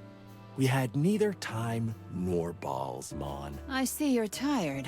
Are you sure you're gonna throw yourselves into the night in that state? What? We're at the top, honey. From there, you can fall the hardest. Smart. My head's still splitting. Just take this. Thanks, Mon. You'll be all right in a minute, you big chicken. Yeah, I hope so. 'Cause right now, I've got a feeling this is gonna be my last night. Hey, no cryptic prophecies, Marty. You're proved right too many times. Yeah, okay. Marty is so good, yeah. What about old Marrowbone? Blood Boil? Oh, he's been busy lately. The king is determined to end the gang wars, and Blood Boil is his trump card. You mean his lapdog? Anyway, it's about clucking time we put this place in order. Because You're not lapdog the only one offensive who to thinks dogs. that. It seems our king has seriously changed lately. For the Wild Ones. Someone replaced him with his evil twin? Haha, very funny. But it's more likely to be his new advisor behind it. New advisor? Huh? Are we talking about a broad? Bingo. Are you getting a little tingly on your comb, Hotshot? Something like that. So they rolled the old dog back in. Yeah. He has to go to parties and other public events all the time. He's got a bad stomach, but he's got to attend if he wants the crown to support the police with more funds. Can't imagine the old timer in a tuxedo. It kills him. But he's doing it for us. Oh, what a martyr. Don't be so mean, Sonny. But that's my trademark. Also, I love that they have, like, for her, a little halo, like, on this little portrait thing. So, everything all right with you, sweetheart? It's unusual to see you here. Sonny, guys, it's okay.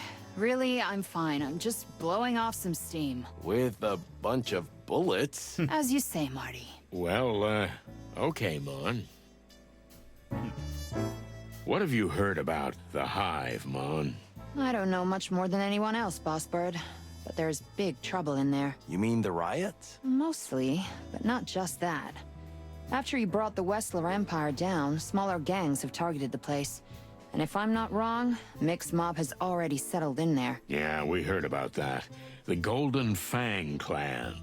You think they're more dangerous than their silly name? It's hard to say yet. But Roachtown ain't our jurisdiction. You got it. The Hive remains off-limits and Blood Boil is adamant. Actually, that's part of why we're here, Mon. The Hive? Oh, you're not... Yes, my dear, we're going in. Into the Hive. He said we it. need your help.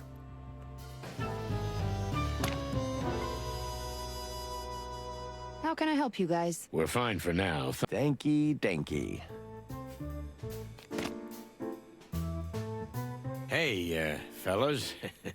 Glad you're still here. Well. I never heard that from you before, Santino. Make a note, because it won't happen again. What can we do for you, chickens? Oh, it's, just a little favor. He said the thing he did. What do you want? Well, let's see. Oh, okay, we need to go through here.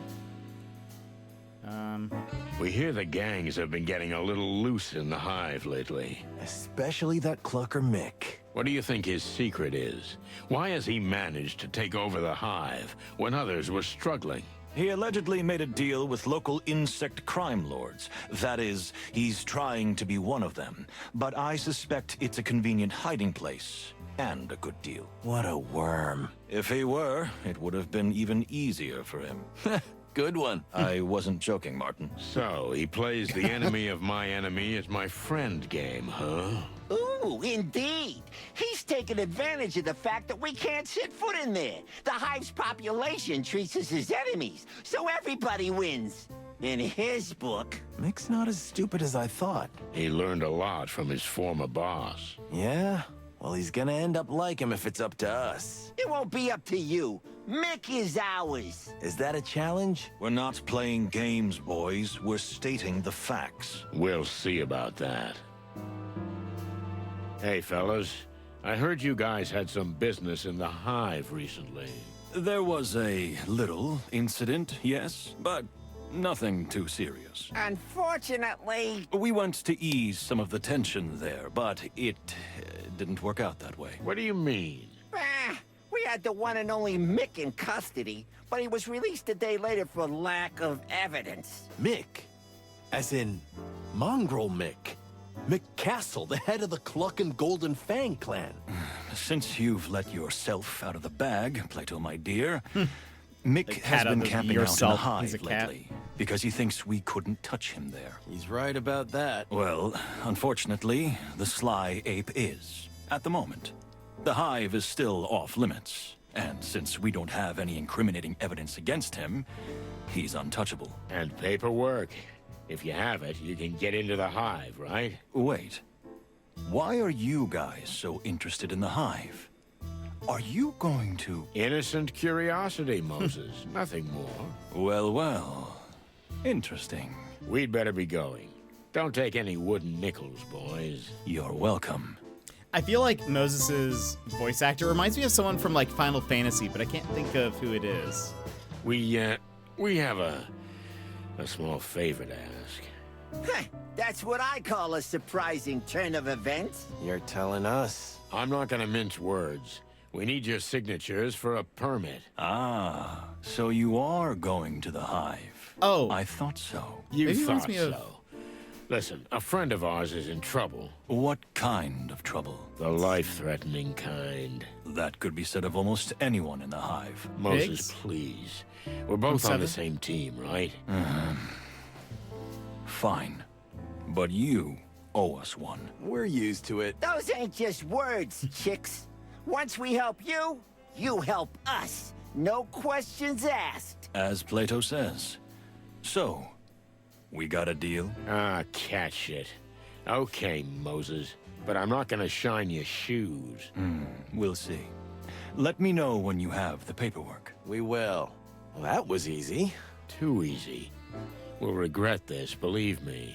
Ah, they're gonna ask for something humiliating, right? Well, those two are competitive. They're not unprofessional.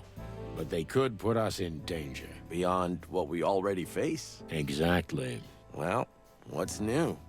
Our lives are a constant, needless, risk-taking roller coaster for which we get nothing but a series of scars and nightmares. Right.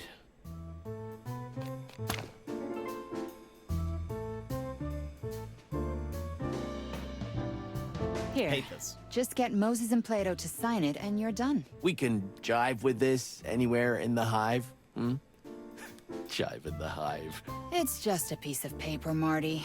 It'll be useful once you've set the Hive on fire and you need proof you had permission to be there in the first place. Nice. But the Hive has its own life, its own rules. Its residents won't be impressed that you have a piece of paper issued by the Clawville PD. Can find out In whose fact, VA is. I wouldn't wave it in public if I were you. Understandable. Thanks again, sweetheart. You saved us, as always. Come on, it's my job. Well, no, but I'm happy to do it for you.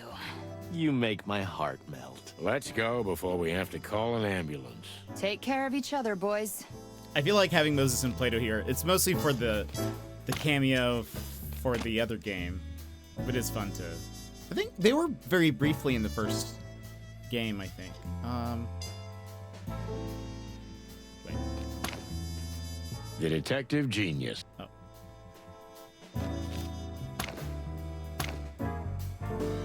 Unsigned permission to enter the Hive.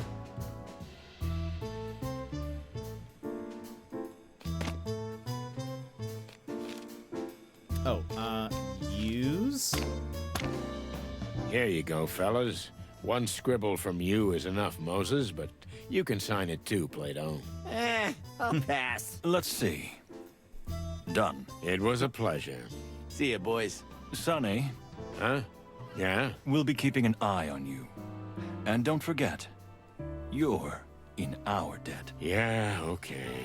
Anything else? Nothing. Right now. Well, bye, fellas. Okay, so what exactly are we talking about? I get that we're snooping around the Hive, but what about Frank? And where does Mick come into it? Just relax. We'll go up to my place and I'll show you. That's what she said. Ah, stop clucking around. This is big. You're about to see how big. That's what she said. Never mind. Ah, moron. Okay, but all joking aside, I'm getting tired of being the last to know what case we're working on. Well, someone's got to be last, right? Don't be a jerk, Sonny. All right. But you know, an hour ago, you weren't in any state for details. I know, but are you gonna keep bringing that up? I hope that was a rhetorical question. Kinda. Okay. Speaking of things left unsaid, what's the deal with Laura? She dumped you because you got drunk?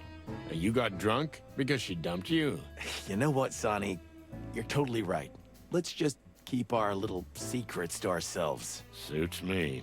Sometimes I feel like I have a boil in my brain named Sonny, bursting with macho pride, smothered emotions, and dangerous secrets. Because you read too much chicken shit. Yeah, right. Oh my gosh. There's so many things. So now we have this signed. Signed and notarized. Permission to enter the Hive, a rare treasure, and often a death sentence.